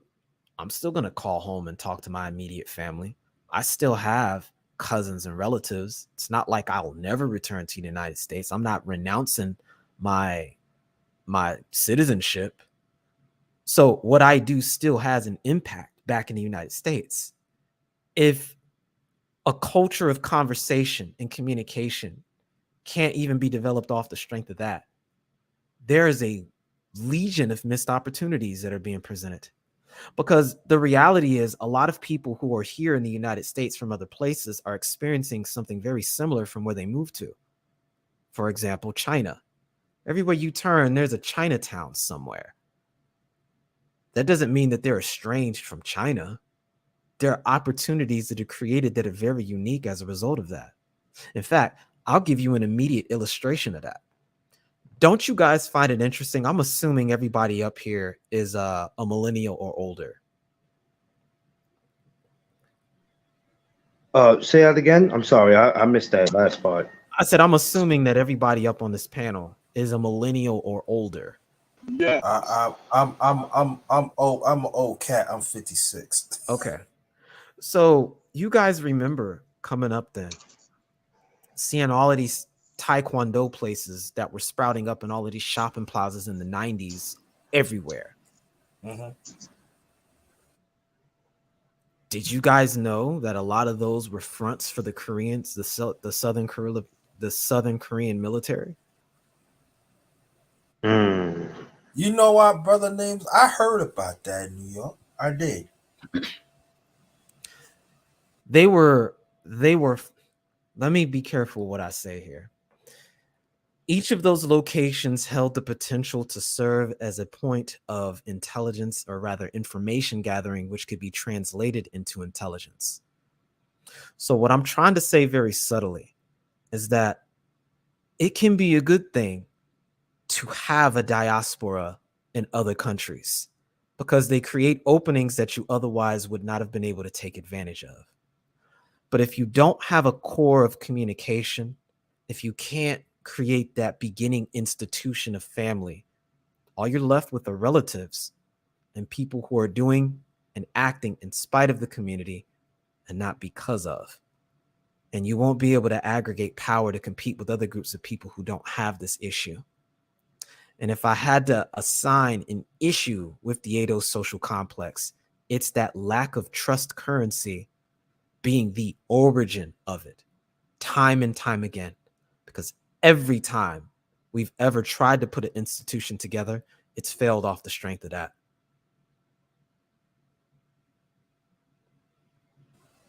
I agree with that. Yeah. Totally. Yep, absolutely. The trust factor. Yeah. But I'm about to Yeah. go ahead and get started training again for the day. I just wanted to go ahead and swing by and chop it up with you, underrated, do my rounds in the space.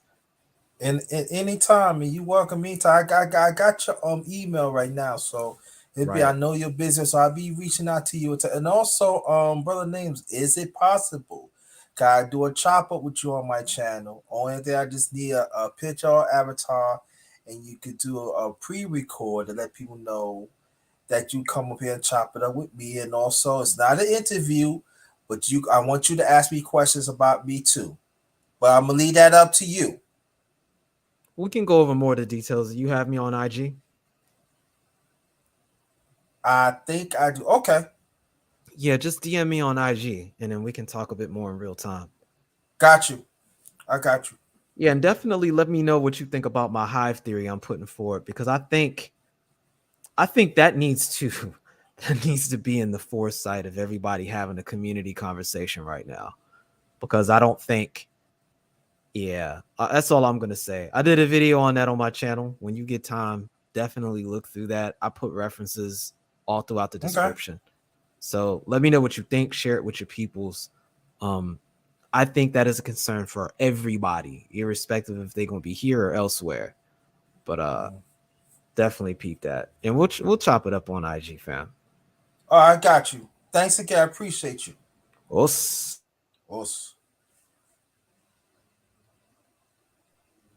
Brother McLean, let me tell you something, man. You know what? I was scared of Brother McLean when I first met him, but I ain't scared of him no more. Right now. Man, here we go. Here we go. Listen, man. It's 12:02 in the afternoon. We ain't even about to play them type of games, man. What's going on, underrated? I'm good, man, brother. Thanks for getting in. I appreciate that. Brother McLean might have a surprise for me. I mean, he will have a surprise for me in the near future, but y'all just have to watch out for it. Like I was telling people, this Black Excellent Tour, be on the lookout for it. A lot of the brothers, we're all coming together to do something about that we're tired of complaining about. Uh-huh. And like I said, it's bigger than boxing. Steady us keep worrying about Crawford and Spence. Let's worry about that next prospect that needs a shot, or he needs the world to know who he is, or that next up and coming amateur that wants people to know who he or she is before they turn pro. What's going on in our community? Going to these children hospitals, building more boys and girls clubs and YMCA's. We can't get everything done at one time. As far as the boxing side, we all can get together and do shows and to take a lot of that money and put it back in the community, man. That's the type of time that I'm on. I'm not gonna waste my time no more arguing about these fantasy fights that we know is just not going to happen. I mean, we all know. Yeah, I'm not entertaining that. You Not know, entertaining that. yo, shout out to brother Ricky Williams. He exposing it and everything. I'm not entertaining that, man. We're He not entertaining exposing it, and you know what I'm saying. We need to hear that. I think the prof. No, I gotta go sit think. The problem is brother McClain. You know, we talk. Yeah. It's not enough diversity of our mindset in these spaces. Yeah. We don't think well, we know what is right. No. You got no. Fuck it. Listen, if my late father said is if do you hear the rooster? Yeah, that's a rooster. We got a lot of rotten roosters in here, man. I'm telling you. There's a lot of rotten roosters in here, and they not here. They spilling out and they spitting out rotten eggs. And the sad thing about it is our people. Yeah. I'm not afraid to say that because hey, motherfuckers don't give a fuck about me, so I don't care. But that's the problem. Yeah, it's sad, and like I said, I'm just I noticed, like I was telling the brothers up here, I'm no longer talking to people who just have no type of mindset, or they don't see what's going on in the world, because they're more concerned about when they getting their next blunt, or when's the next big fight, or when's the next pair of Jordans coming out. I just have no time to entertain assholes like Yeah, that. We have a serious problem going on in our communities, in our neighborhoods, that's bigger than boxing. It's it like this, really right? is. Check this out. It's like this, right? And like I said, I had an argument with somebody about this. Mm-hmm. I said, I hate to see that dude in the hood. And I don't want people to think that I'm always picking on people in the hood. But sometimes we have to look at our own people in the hood. And I come from the hood. I come from the worst hood in the Bronx. But that doesn't mean you can't be successful and uplift your community by doing good things. But I just hate to see when I see people in the hood, these idiot dudes, right, that got these $80,000 cars, but instead you live in a building where the damn elevator don't work and the damn dog pisses in the damn elevator. Right. Makes sense. Make that make sense. Yeah, it don't make a Oh lot of man, sense. I came at the Yeah, right time. What's up, bro, Clarence? Alonzo. Hey, Alonzo, I want to tell you right now, Alonzo, I see you in training day. I don't want no problem, Alonzo, okay? King yeah, Kong ain't got nothing on me. ain't got no because but No. Alonzo, I made up a new saying just brother McClain, and I'm saying like in this space, man, it's not a lot of diverse mindsets in here. And like I said, I would tell my late father, right? I'm not ashamed to say this. He fifth grade reading, but he always had sayings. A rotten. Do you hear a rooster? Yeah. Do you hear it? Right? Yeah. A rotten rooster is a rotten rooster. If they spill out, they spill out rotten eggs, they spill out rotten eggs. There's a lot of rotten roosters in here. They don't want diversity. They do not want what's right. You think? Come on, Alonzo. Listen. Brother McClain always say underrated. You got to give yourself some credit. So I'm gonna give myself some credit. You're not gonna hear no other diverse. I'm one of the few diverse channels in the space. Yeah. Totally agree with that. Absolutely true. Totally agree with Hey, that. brother McClain, I want to piggyback off of what you were saying about being in the hood, and like you said, be brothers with an $80,000 car, $100,000 car, Super Benz, Super Infinity, right? But you still live in a building where the rent is stabilized or controlled, and like you said, you got to go in the building, the elevator don't work, and it's a pissy elevator.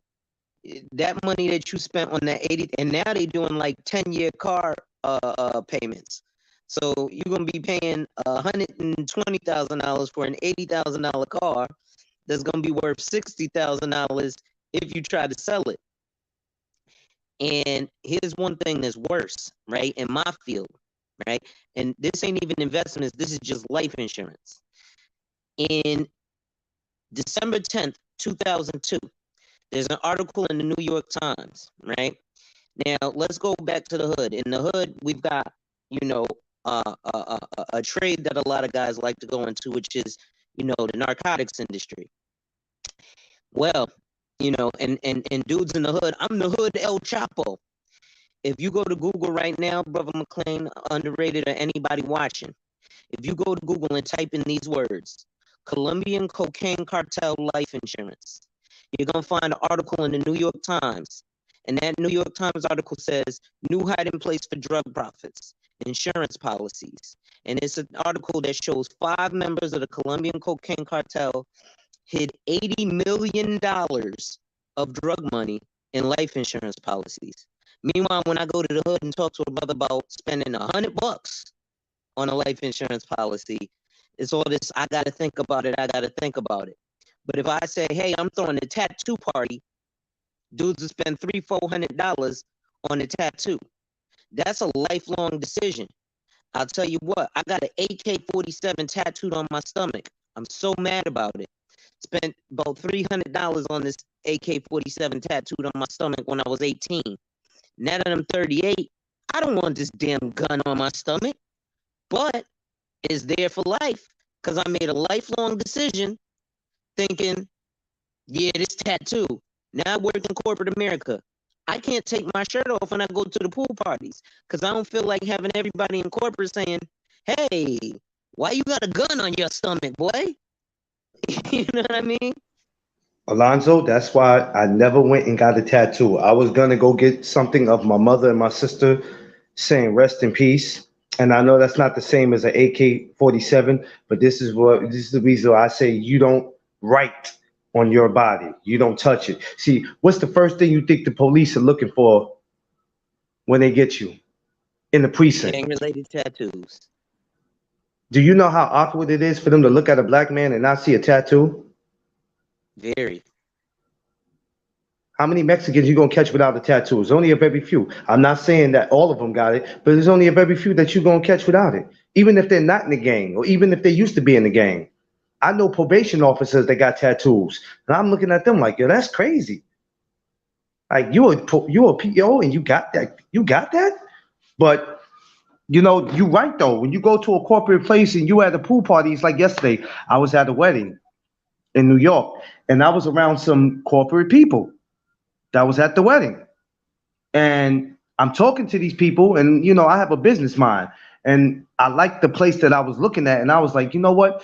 I have a podcast, and I'm telling them I got a podcast, and I might want to come here and celebrate, you know, and throw a couple parties, nothing crazy or nothing like that. But I'm talking to people, you know, and they looking at me and they're hearing how I'm talk, and I'm not in there like, yo, my nigga, you know, I ain't got to do all that.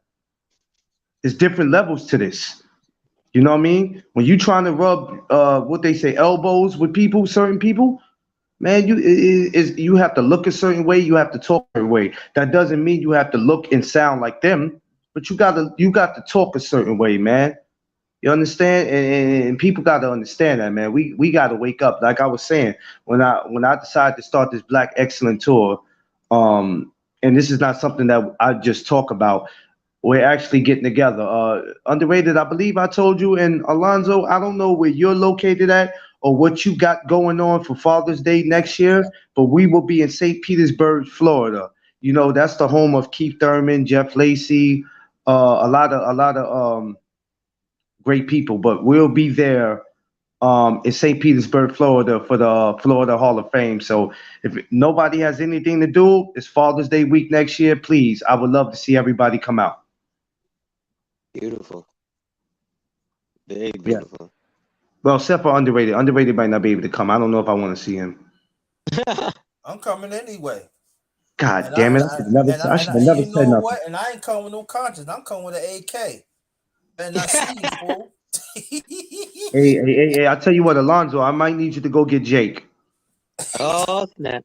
Oh man, Jake why is you gotta taking get off. Jake for, man? Why you gotta get Yeah, Jake? I'm just playing with you, man. yeah. I need Jake because you ain't coming here with all that. Alonzo gonna straighten you out.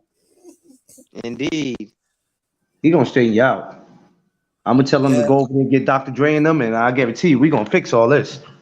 yeah, but to get back what you're saying, I think I like this conversation, even the conversation that we have earlier and stuff, I think that there's only just a few brothers willing to have these conversations of diversity, and I Yeah. think that that's the problem. And I'm talking about of my generation, of my age group. They not gonna be. I being honest, they're not gonna be in touch like I am. I'm just being honest. They not willing to reach out to the young brothers. I'm willing. I don't care. You know what I'm saying? I made mistakes, but I want the young brothers to learn from my mistakes. So that's why that's why y'all see me. I give myself in the mornings, afternoons, sometimes at night, because there are people out here that needs the knowledge. Because there are people in the space. They feel if I could come on here, I'm not saying if I come on here a certain time, they can get the knowledge. No, everybody knowledge like this need a knowledge 24/7 because you don't know what the next person is going to. Brother Alonzo.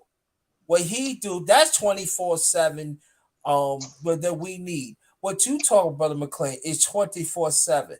But it just seems to me they want to handpick information.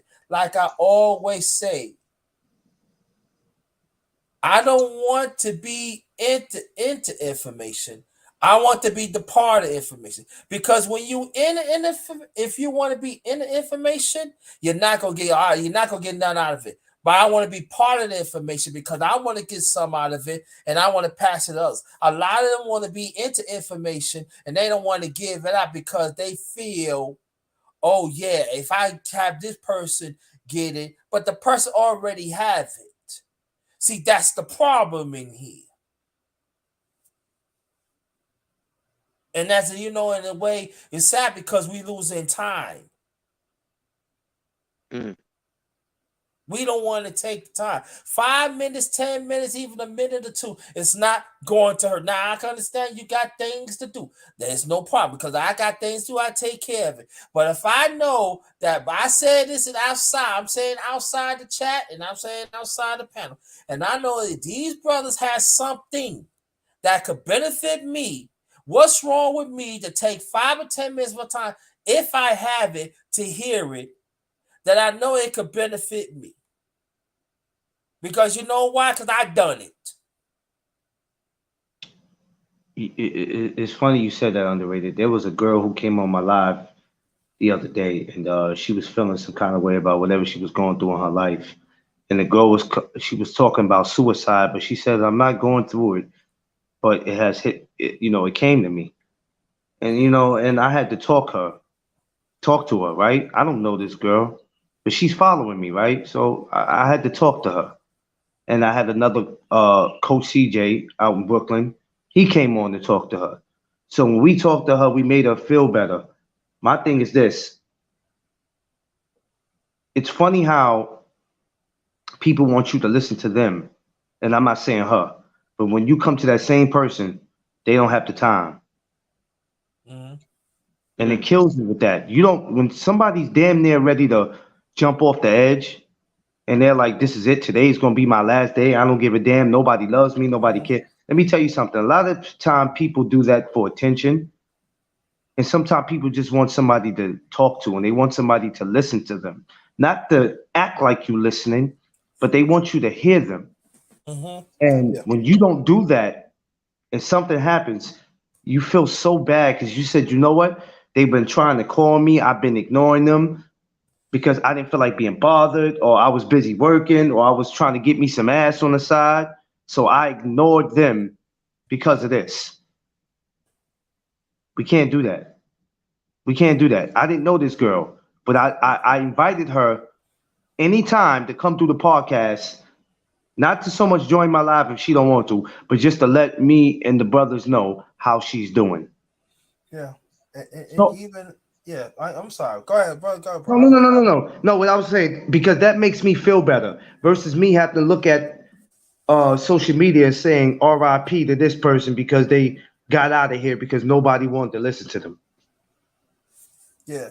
And even like the people that are working and stuff, and I gotta say this, and I know you're working and everything, but if you ain't doing nothing your time, and I'm saying you just talking about your family, you having a general conversation, You should tune into these conversations too.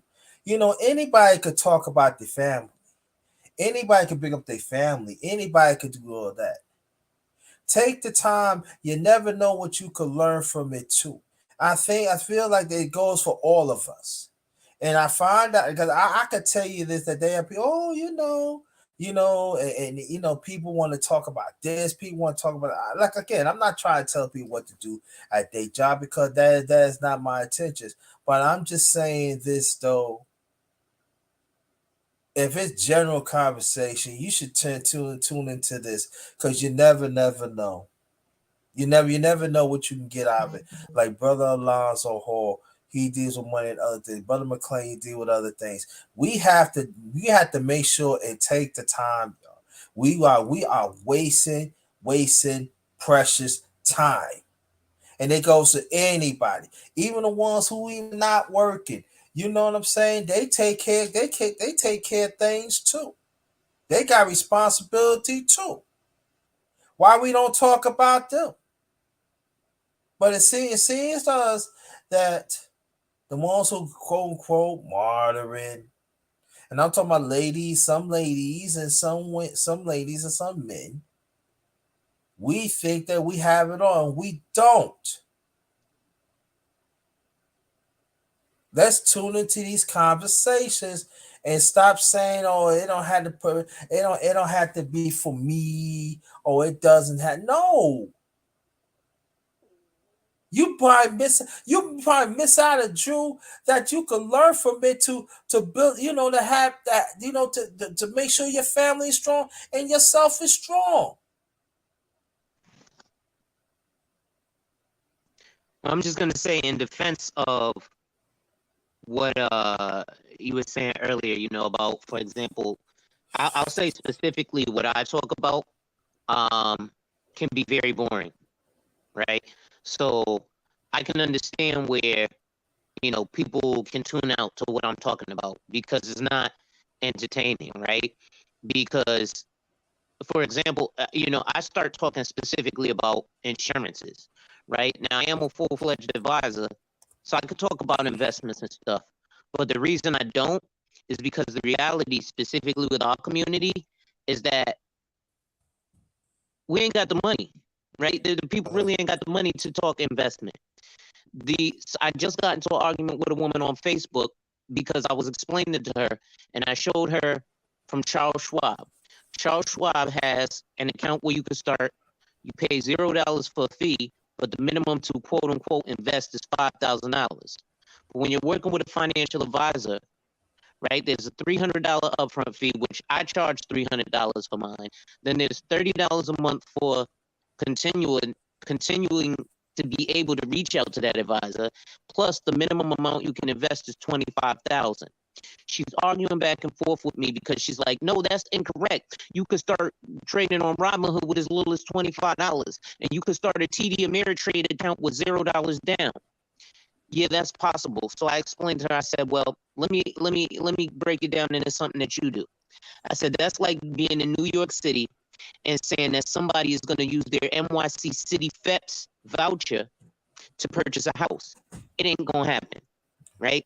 It might be possible, but what agent is going to really do that? None, right? There might be a realm where, maybe it could be done, but you got to jump through so many hoops. There's a gentleman in these spaces by the name of Green Gorilla. He did a video a year ago that got very little traction. When he talks about Strags and everything, there's hundreds of views, thousands. This one video, it showed equity ownership in equities and mutual fund shares by race, right? It showed ownership in equities and mutual fund by race from quarter 4 1990 to quarter 4 2020. Ownership of equities and mutual funds in quarter 4 1990 for Black Americans was 0%. Ownership of equities and mutual fund shares by percentage by the Black race in quarter 4 1995 was 1%.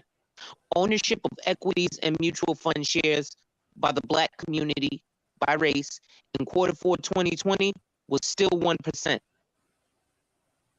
So that means that it went up 0% in 30 years. right? From 1990 to 1995, ironically enough, that was the conscious rap era and stuff too. We started owning equities and mutual funds. But then a whole 30 years later, we're still at the same level that we were. So that means that somebody's lying about this investing that we're doing as a people. And these aren't numbers that he got pulling out of his butt. These are federal government numbers, because there's things like FINRA, SIPC, and SEC that are there for our protections. But see, when we go around, we want to listen to people like Jay Morrison and Wall Street Trapper, or people like Dave Ramsey and Sue Zorman. Those people are not even licensed. So if you suffer a loss, guess what? There's no recourse. I have my licensure, right? And a big thing you hear in our community, buy term life insurance, invest the difference. Well, how? When the minimum investment is $834 a month, which equals $10,000. So you telling me that you're telling people who can't afford $200 a month on a term life insurance policy that they're going to pull $834 out of their ass from somewhere? Because that's the minimum that makes an investment. You see, otherwise, there's things called 2 and 20 fees. What is a 2 and 20 fee? That's 2% of your net worth annually and 20% of your capital gains. So that means if you're worth $100,000 and you buy a mutual fund from me today, come January 1 of 2023, you owe me $2,000 just because I sold you a mutual fund last year. Oh, by the way, if you invested $100,000 or you invested and you come up $100,000, not only is there that 2 fee, there's that 20 fee, 20% of your capital gains. So you earned $100,000, but you owe me 20% of that before you even pay capital gains taxes. See, this is the stuff that doesn't even get explained. We go into it because it sounds nice. Hey, my friend is investing in QQQ in the Vanguard fund. Well, that sounds nice, but in practice and actual reality, it's not doing anything for you. Investing $25 a month into a mutual fund, I'll equate it to this. If you were in a little boat and it starts getting flooded, and you're like, I need something to start bailing this water out so I can float myself in this canoe back to shore. And you see guys with a 5-gallon bucket bailing their water out, and somebody's like, nah, don't worry about that. Just take this here thimble from Monopoly. You'll be fine. Because that's what investing that $25 a month is taking the thimble from Monopoly and trying to bail water out of your boat. You are going to sink. But you're going to be like, hey, I'm bailing myself out. You know how small the thimble from Monopoly is. Try to bail yourself out with that. While the guy in the other boat is using an actual 5-gallon bucket. Who do you think's making it back to shore? The 5-gallon bucket or the guy who's trying to bail himself out with a Monopoly thimble? There's too much water coming in. Claudius Anderson foresaw the future of Black America. Yeah, go ahead. I'm say this about Dr. Claude Anderson that I think he made valid points throughout the years. Yeah, especially about the Indians.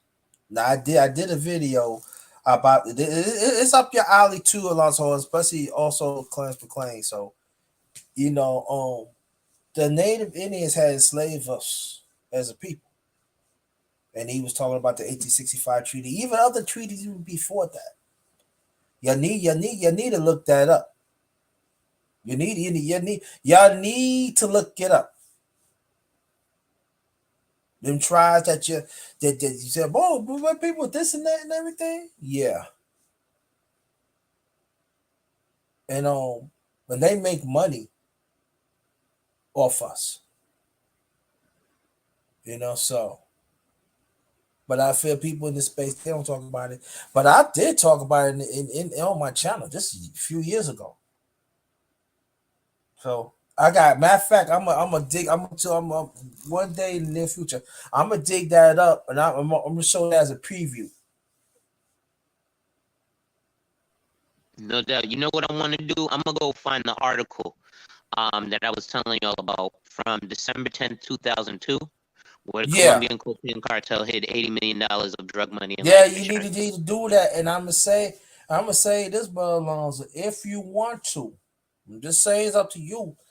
On this channel, we could have a discussion about that because that's something that really need to be out there because you know is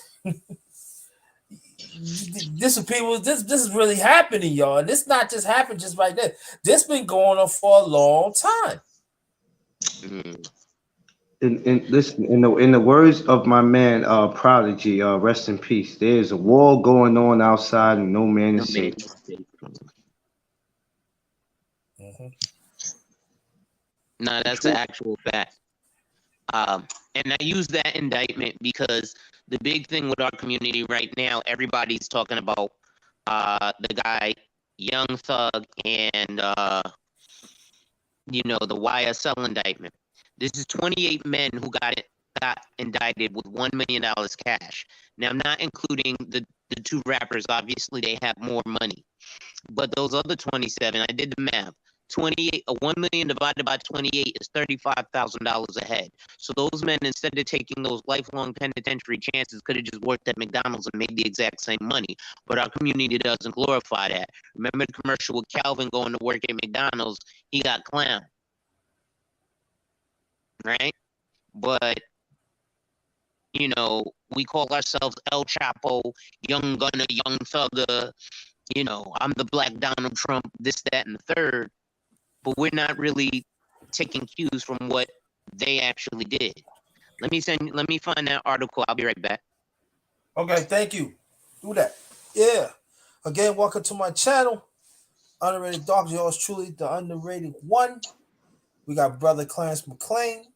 Yeah. We talking real stuff here. And these are the conversations better be involved. Y'all better check these conversations, share this out. I'm telling Yeah. y'all, you gotta I have just these sent, I conversations. just I just sent a couple invites. I couldn't share it out, but I sent a couple invites to some people. They might not come up, but eventually they see it. I just want to see. I Good, want yeah, them. that's all right. That's all right. I As long as want. they can All right. see it, that's good. Yeah. I want them to be able to see this conversation. I don't care if they don't see it till tonight. I want everybody to come and subscribe to my man underrated man. Please subscribe to everybody. My thing is everybody that you see is striving for excellence. Like, share, and subscribe. But if you drop it in just to be nosy and you're not taking any of the information and trying to make some out of it, then don't bother to come up here. Don't come in here eavesdropping. We don't need that. We don't need that. Try to contribute to the information if you can.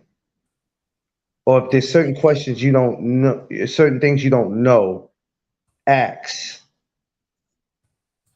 But other than that, we don't need nobody eavesdropping in. Yeah, exactly. And even like I tell people, then oh, like that. Oh, Yeah, that was me. I just dropped the let me ask you a question. Is it safe that you could put it in the main chat, or we yeah, I should? just did. It's an Oh, article you from the did? New York Times. Yeah. Okay, cool.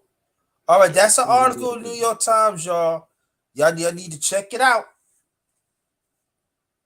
And it blatantly says new hiding place for drug profits, insurance policies.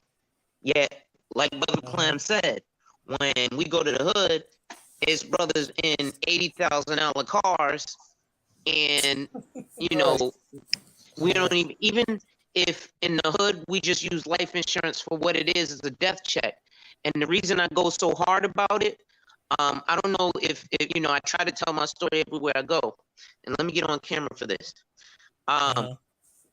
2008, 3 days before Mother's Day, I got shot 5 times in front of my mother in the Trey Ford. That's Winston-Salem, North Carolina. Right? They shot me in my head, clipped my ear, in my shoulder, through my back, and my elbow. So I don't say this from the perspective of just a dude trying to make some dollars. I say this from a perspective of a dude who literally almost lost his life trying to run out there, trying to be this fake super thug. Right? And unfortunately, there was other thugs around me.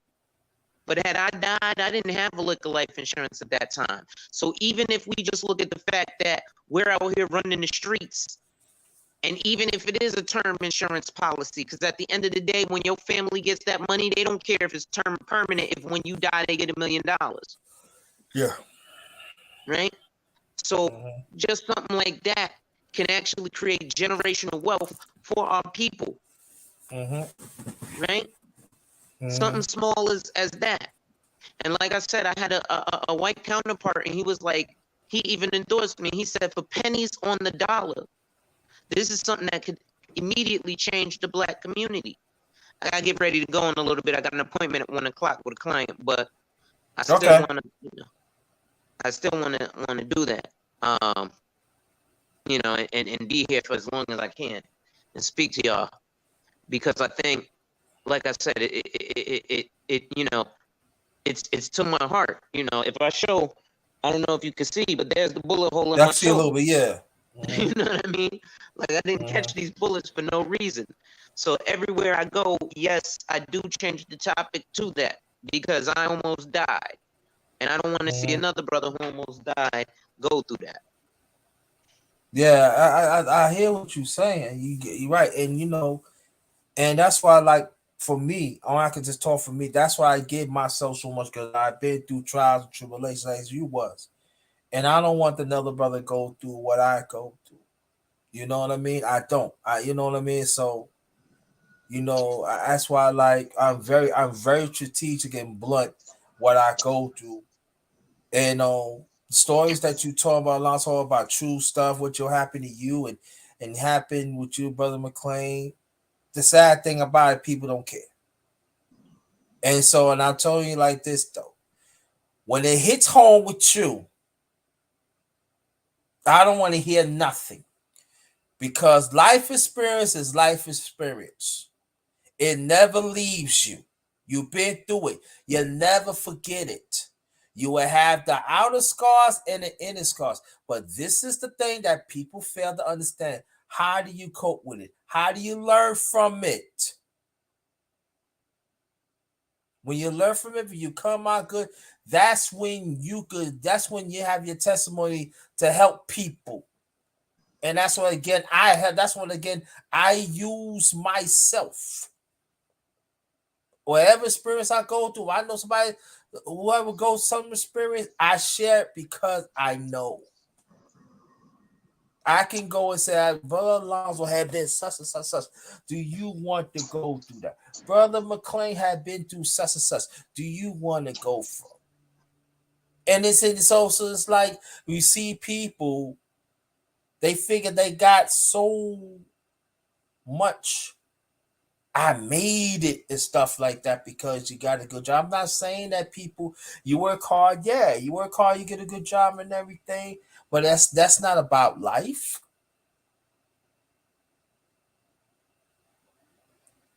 It always supposed to be a humanitarian part of you is to help people. I'm not saying help everybody. No, you know who would help. But again, it goes on deaf ears.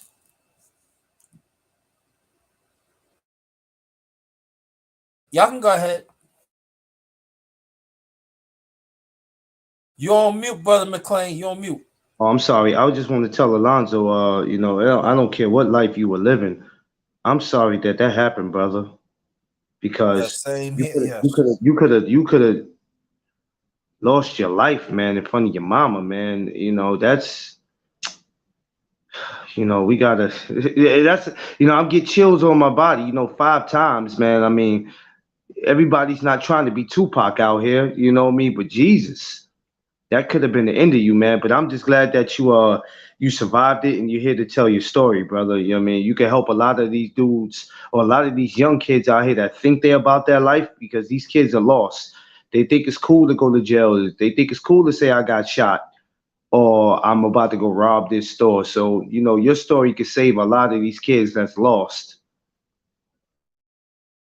You know, that's I was actually thinking of changing the title of my channel to About That Life Insurance Podcast because of the previous stuff that I had gone through, like you said, with my past life, and I don't try to glorify it because, to be honest, I think it's whack, right? And now that I'm able to be out on the other side, yeah, I'm like, man, what was I thinking? Like, and one of my favorite things to tell young men, especially, I think we're all familiar with New York City. One of my favorite things that I like to say when I'm speaking to young men in the city, we'll have that situation where like, we'll have young men who will stand out front of the store, and as soon as you walk into the store, it's, hey, I got that work, I got whatever you need, and they do that because it's the freedom. There's nobody telling you what to do, who to do it with, how to do it, where to do it, why to do it. And I explain to them, listen, just like you young men are self-employed, and if you don't move your package of whatever drug you're selling, you don't make any money. Well, guess what? It's the same thing in insurance and financial services. If I don't make a client, I don't make any money, right? But I don't have to look over my shoulder at the end of the day.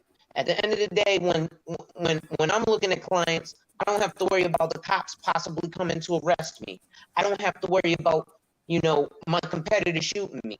The worst thing I might have to worry about is my competitor taking my customer. But you got to worry about that if you're in that lifestyle anyway, right? So I'm like, if you want the absolute freedom, come work in this field. You want to make real money, come work in this field. If you go to Google or you ask your Siri, hey Siri, what field makes the most millionaires? They're going to tell you financial services, not real estate, financial services. It would make sense that the business of money makes people the most money. Right? So I think that's kind of one of those things that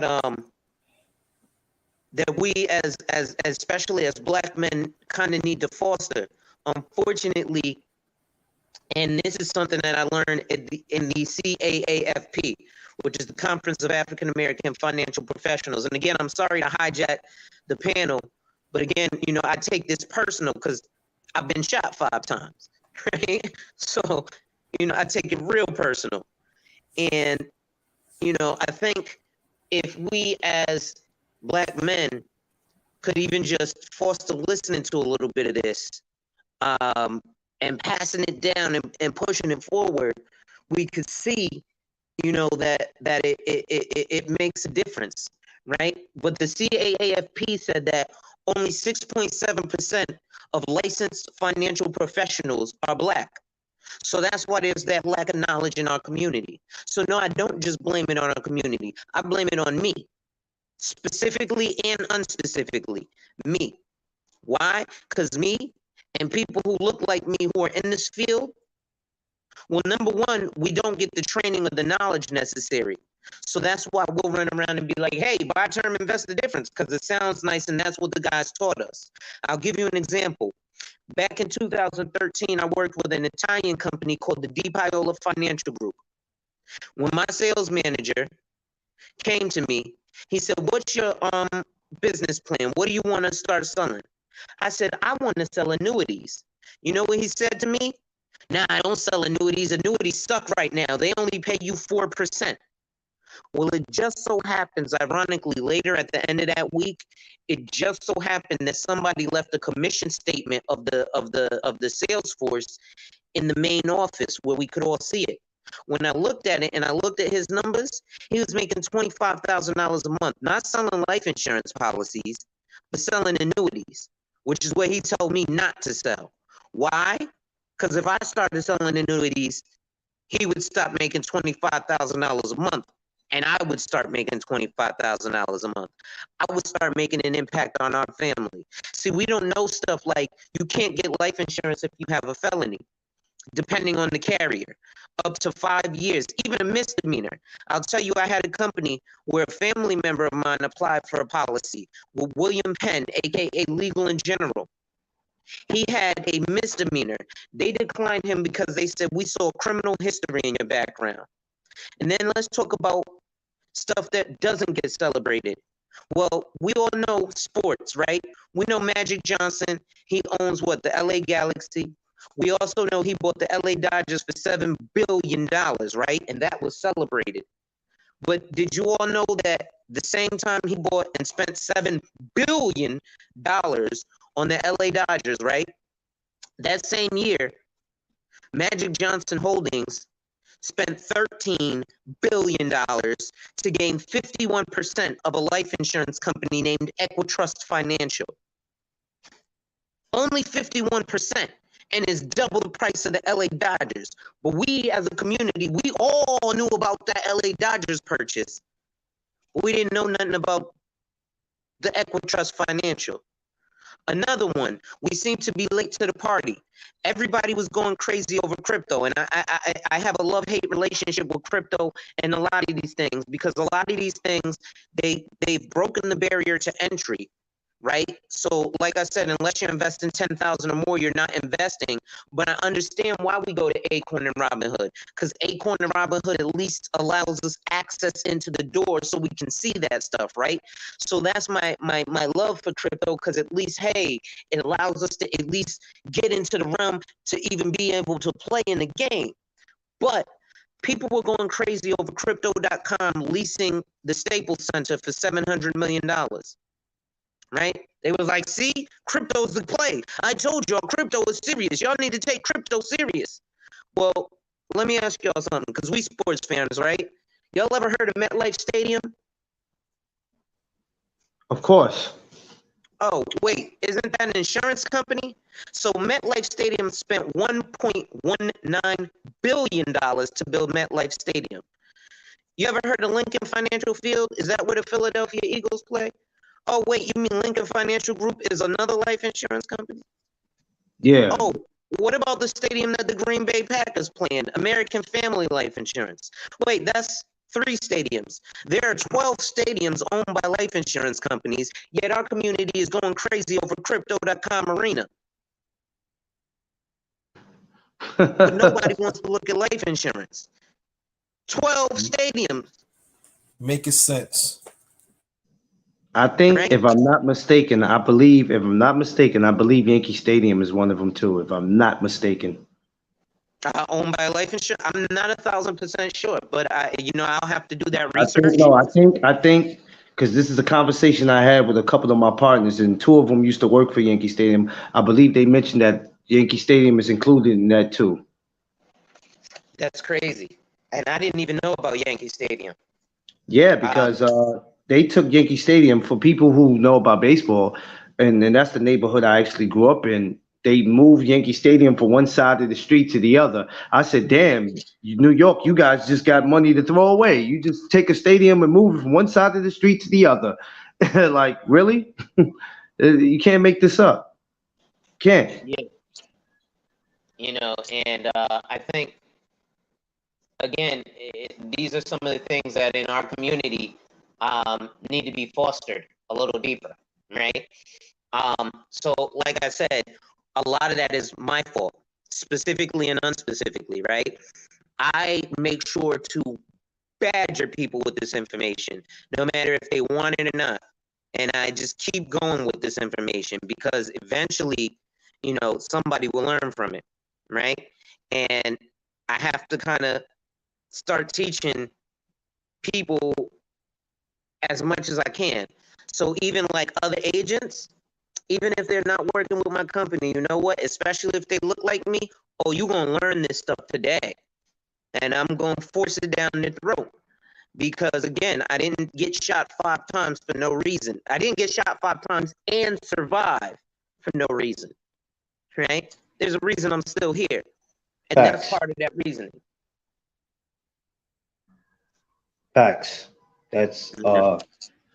yeah. There's a lot of truth to that. I was telling somebody one time. I said, hate him or love him, 50 Cent, the rapper. I don't know how people feel about him, but I said, look, this is a guy who got shot 9 times. Now, do you think that if it wasn't meant for him to be here, he'll be here? You got shot 5. You know, it's hard enough to take one bullet. I know guys who took one bullet and they were out of here. When you get shot 5 times and 9 times and you survive that, that's not by accident and it's not a coincidence. That means when a man upstairs is ready to take you, you're gonna go. He says, "No, you think you got shot 5 times and you're just gonna get out of here that easy? Nah, buddy. I got work for you to do." Yeah. You know, even things like when it comes to, again, I put the article in the chat because the Colombian cocaine cartel hid $80 million of drug money and life insurance. One guy in San Francisco, because the indictment was of 5 people. So let's compare that. That's 5 people with $80 million versus YSL, Young Thug, and Gunna with 28 people with $1 million, which is $35,000 a head. One guy in that Colombian cocaine cartel got indicted in San Francisco for moving, get this, 13 tons of cocaine a week. So a ton is 2,000 pounds. So 1 ton means that's 1,000 kilos. So 13 tons of cocaine per week, and he was hiding his drug money and life insurance, right? But again, our community, we want, and here's one thing I want to foster to us. Bear with me 1 second there.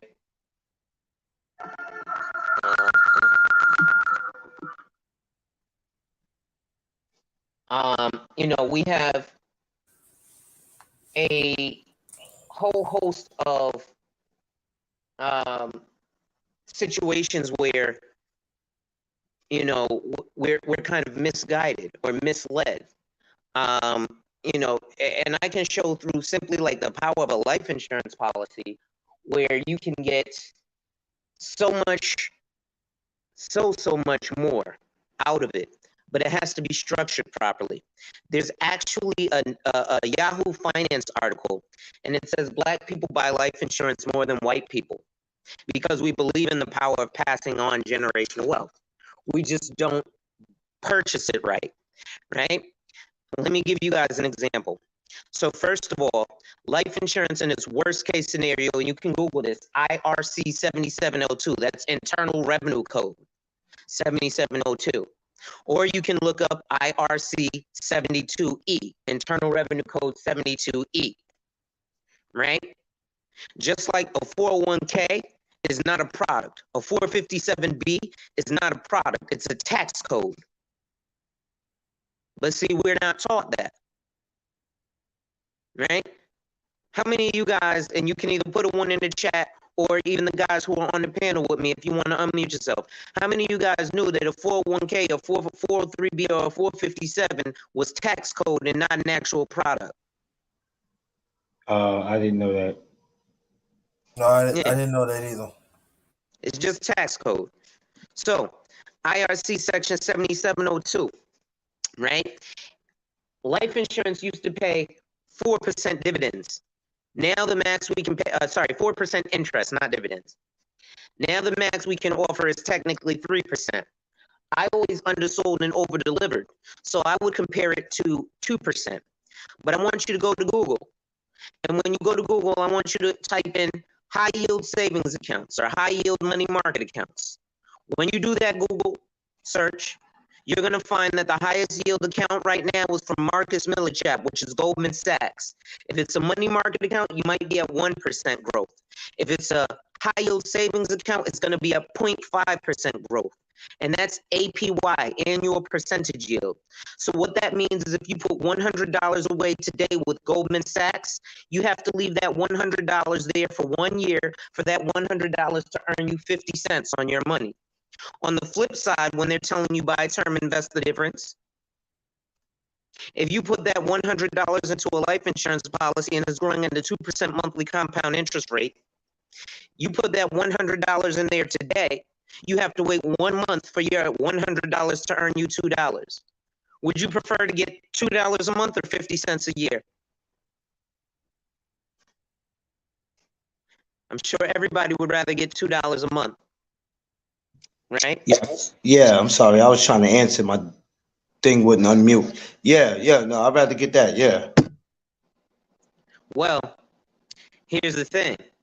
There's people who are trained to get you to do the 50 cents a year because it sounds nicer, because you're like, hey, I got a money market account. I'm invested, right?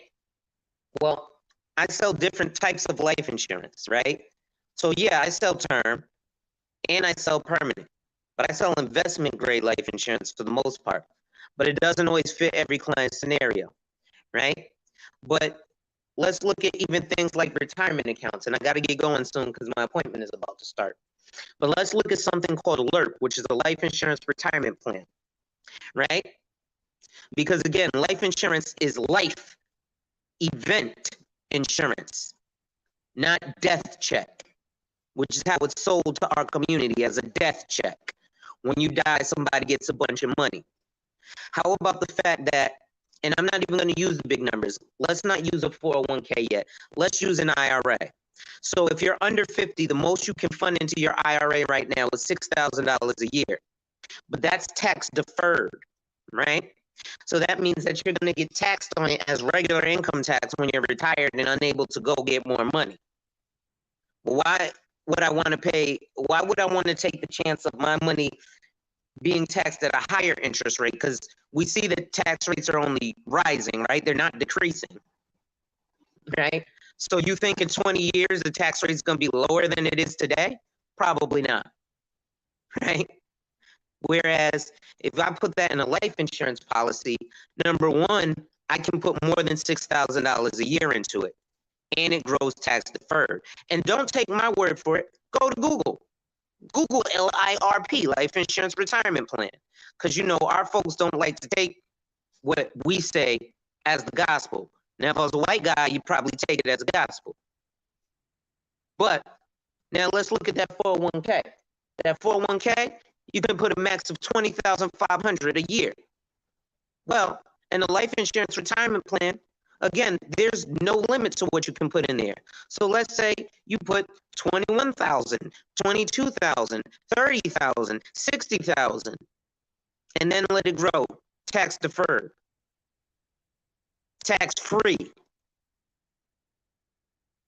And then if you set it up, you can actually set it up so that the life insurance policy does a cash flow, right? Now, there's another reason that a lot of financial advisors push you away from this, because again, we get paid on 100% commission. So two things. See, life insurance isn't like an investment or a mutual fund where all it is you got to have the money and you can get the product. See, life insurance you have to qualify for through your health and your age. I don't want to go through having you possibly qualify. And I don't want to go through, if you don't qualify, I don't get paid nothing. And a lot of agents don't want to go through the math because we end up getting screwed on our commission, right? Industry average is 50%. So if you pay $100 a month, which is $1,200 a year, my check is $600. I like that. But if I set it up for you properly and you pay $100 a month, my commission then gets cut down to 12%. Well, why do I want to do the same work and I get paid less and you get a lot of benefit? That's why a lot of agents push you away from getting cash value life insurance. But it's more beneficial for the insurance company and the insured. This is why the Wall Street Bets guy, Roaring Kitty, who is just a licensed financial advisor with Mass Mutual Life Insurance Company, dropped the AMC bomb. His YouTube name was Roaring Kitty. His I think it was Reddit handle was Deep Effing Value. Yeah, all that dude was a life insurance agent. But he got tired of getting screwed out of his commissions. And so he dropped some bombs. Right? Wow. But these are the way these things work. And again, fellas, I'm sorry for hijacking the panel. No. Before you leave, make your last remarks, please. Okay. You know, I'll definitely come back through, gentlemen. I may even do a live a little later today, just to have these conversations. Again, I know the topic is boring as hell. It's super boring. No, not to us. It ain't. Yo, Alonzo, what can I find you on social media, bro? Yeah, pretty much I'm Kevin Samuel style, so I'm LinkedIn level. It's pretty much gonna be Alonzo Hall or the All-Star Advisor, Alonzo Hall, the All-Star Advisor across all platforms. Okay. Yeah, Gotcha. that's kind of the way I am with it. But I'm gonna go ahead and sign off. So my usual sign off, ladies and gentlemen. When people challenge you, they don't challenge you to challenge you. They challenge you to challenge you. Accept the challenge. Salute. Yeah, thank you, Brother Alonzo Hall. Appreciate you. Appreciate you, Alonzo. No doubt, brothers. Peace. Peace Peace. out. Peace.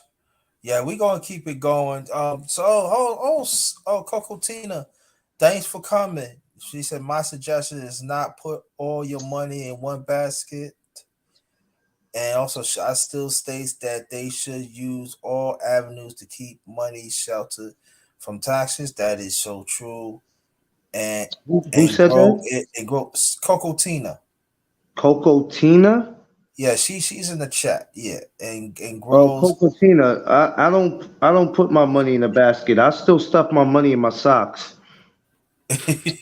Yeah, yeah, man. So you need, but I ain't great rest with you. But I think that we should like Brother Alonzo Hall said, these conversations is not, but sometimes when you had conversations like that, I know what he means. He know we was talking about something else, but sometimes um our body is our temple. And Yeah. we have to understand that sometimes there are things due to our body and you got to make an investment of. And I think that is another conversation that we need to have. And you have kids, you better tell your kids about it too. That's what I'm saying. Life experience, yeah, breast what you're saying. Yeah. I don't know. Underrated. I try to put everything, my money here and there. I deal pennies. I don't do business like y'all do. So if I've had like 100 pennies, at least like I get some. I invest in something. I, yeah, but I'm saying that we gotta have these conversations outside as a people, man. We have to have these conversations, and and you gotta be responsible for it, and part of that too, an investment too. I know it's not off the conversation. It's how you treat people too. Because when you treat people the right way, you get better investment out of those people too. And we have to understand that too, because there are some people they nonchalant, man. They so for themselves and everything. Because you feel that what you invested, you feel that yourself, I'm all about money. It's all about me. And then whoever's around you, this is where I'm at, and I think that's a bad thinking that we should have. We should always invest in ourselves. Yeah, we should all take care of ourselves. But I have to understand too that you gotta we gotta make better choices how we invest of our life. Like health insurance. I'm gonna talk about health insurance very soon. I Yeah. think because a lot of people don't know. Like especially you're black. You know what I'm saying? I had to search for health insurance that helps me. The premiums for a black man is very, very high. Not just happen in Virginia, but happen all around the country. They go by zip codes. If you don't fit in certain zip code, you're not gonna get the benefits. And these are facts, people. These are facts that I had to go through. And Brother Alonzo Hall, he encouraged me to really talk about it. I'm going to talk about it too. But I've been done so much into this and that. But this, and then also they don't have to be of my age group either.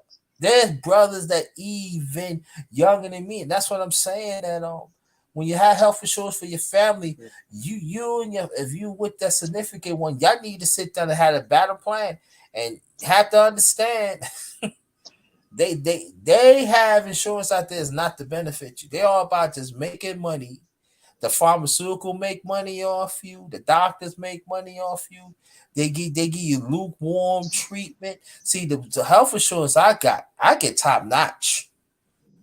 They come to my house and examine me or whatever I need. I can go and stuff. But I had to invest it. I had to invest in myself. I had to invest in myself. And that's the thing we have to understand. All money ain't good money. That's a fact. It sure is not.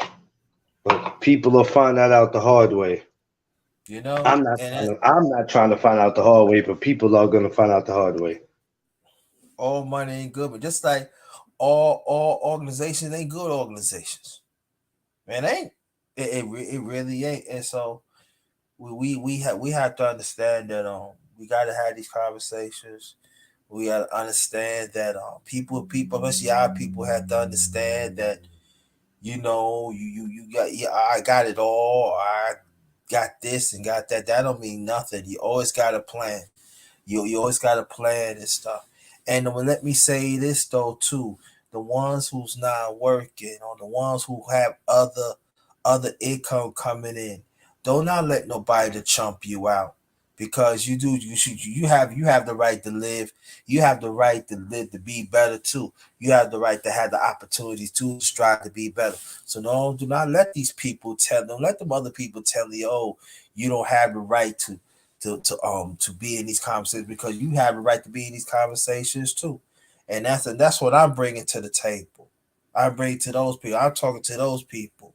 I am talking about the ones that is working, yeah, because the ones working, we got to pay attention to that too, because hey, they're making good investments too.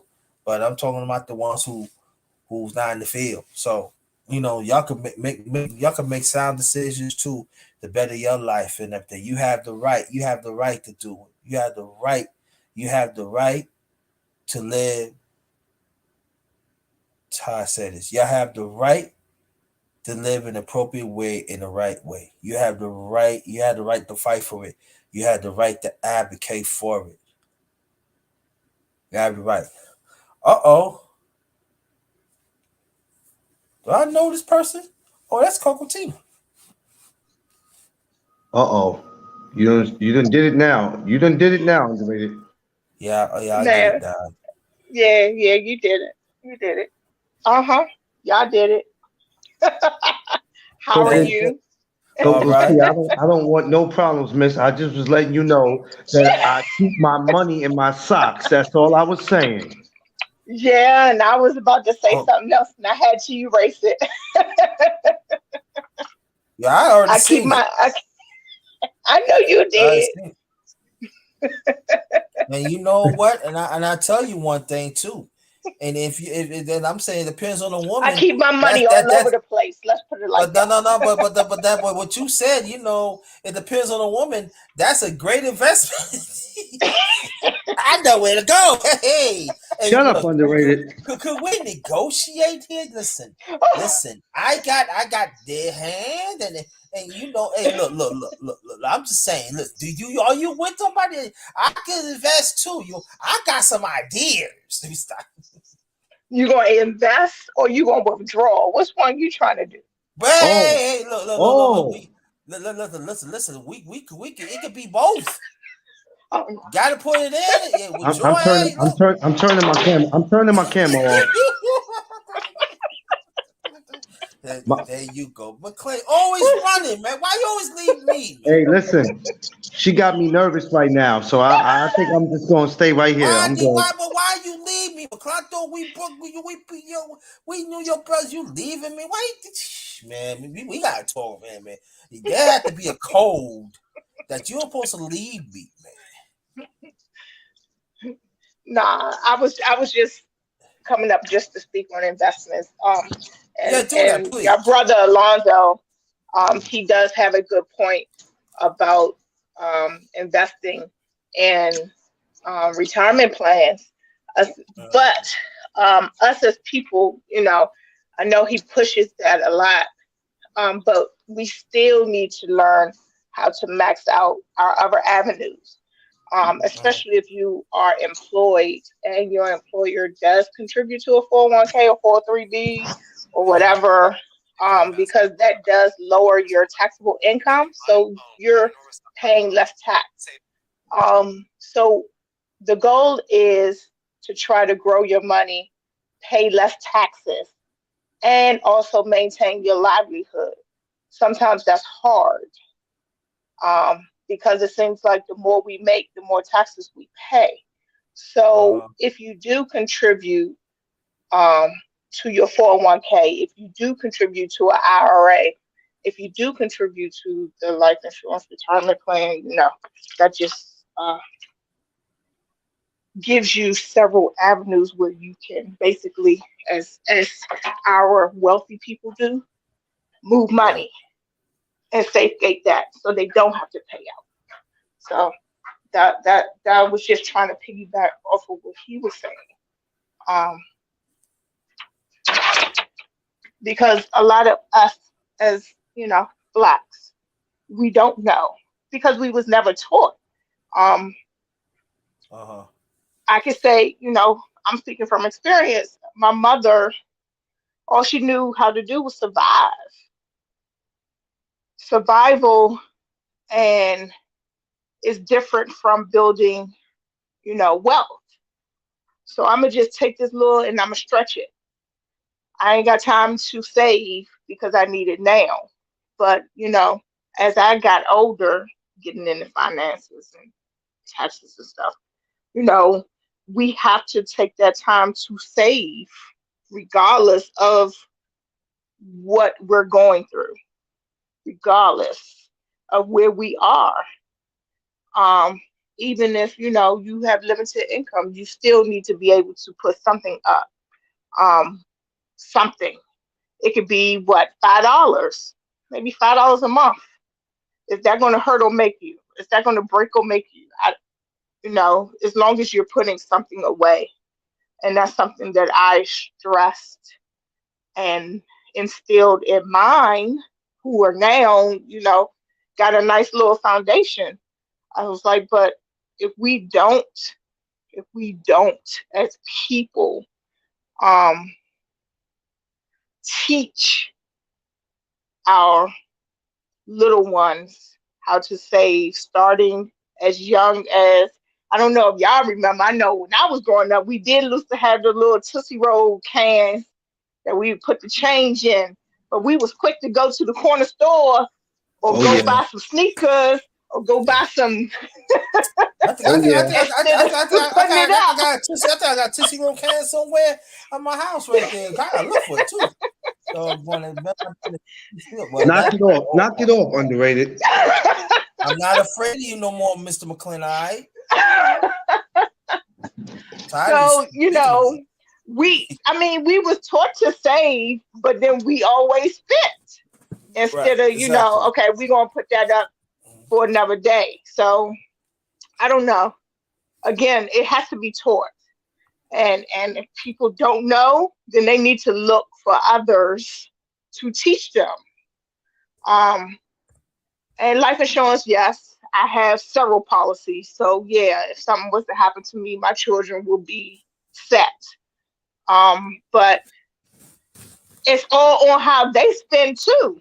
Even though we may leave something for them, if they don't know how to sustain or um, not spend lavishly, um, they're gonna lose. They're gonna lose that money, even if they have it. So it's all about your spending habits too. We Yeah, it's a combination of everything. yeah. But I think that but see, that's a great point, though too. But I think that we gotta have conversation. I know people don't want to have it.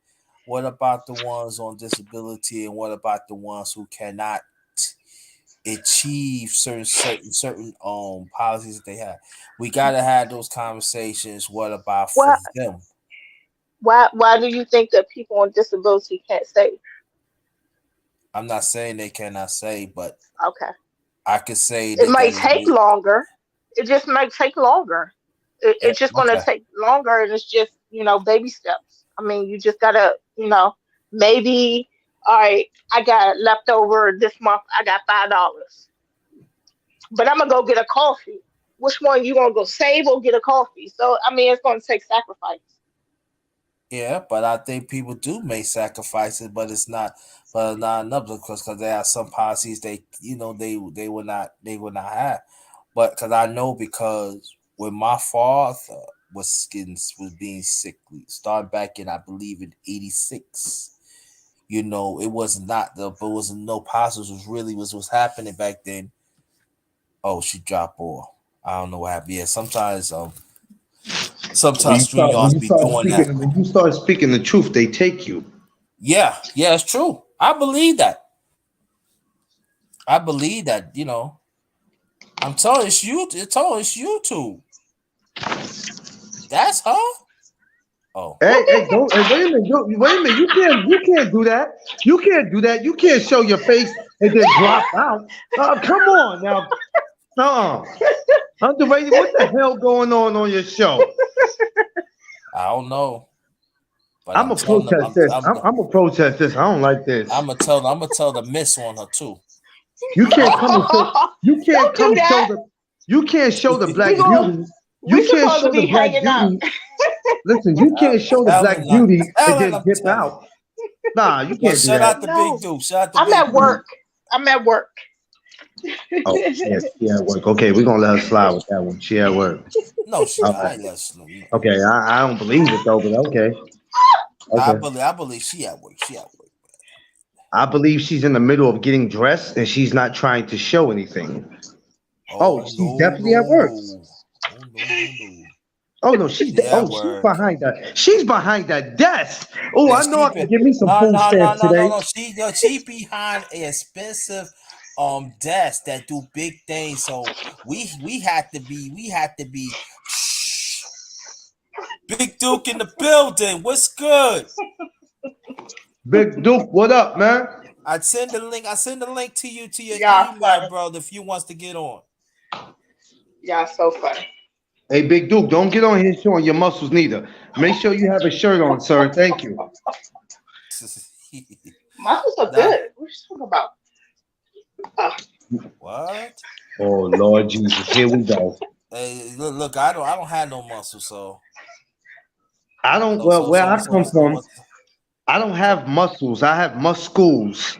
Okay, that's what I got. yeah, see. This is the thing about women love muscles. So if you have a significant do not have muscles, you will be discriminated. They got that. Oh, I that's love not you. No, true. you don't. That's not true. Yes, it That's not is. true. Yes, Why do it you feel is. that? Me and my little pythons always walk outside.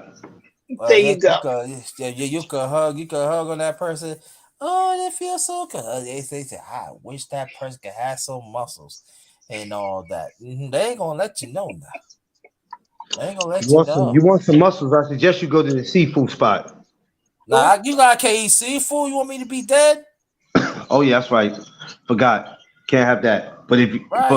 for anybody who want that, go to the seafood place. Yeah. y'all But Oh funny. my God. shout out to Big Duke though. He talked about health and fitness, also life experience. That's another channel we could check out. Cooking with Yeah. CR in the building. That's another channel we could talk of. We do got gyms in. Gold Professor got that. That's another channel to check out. Shout out Gold Professor.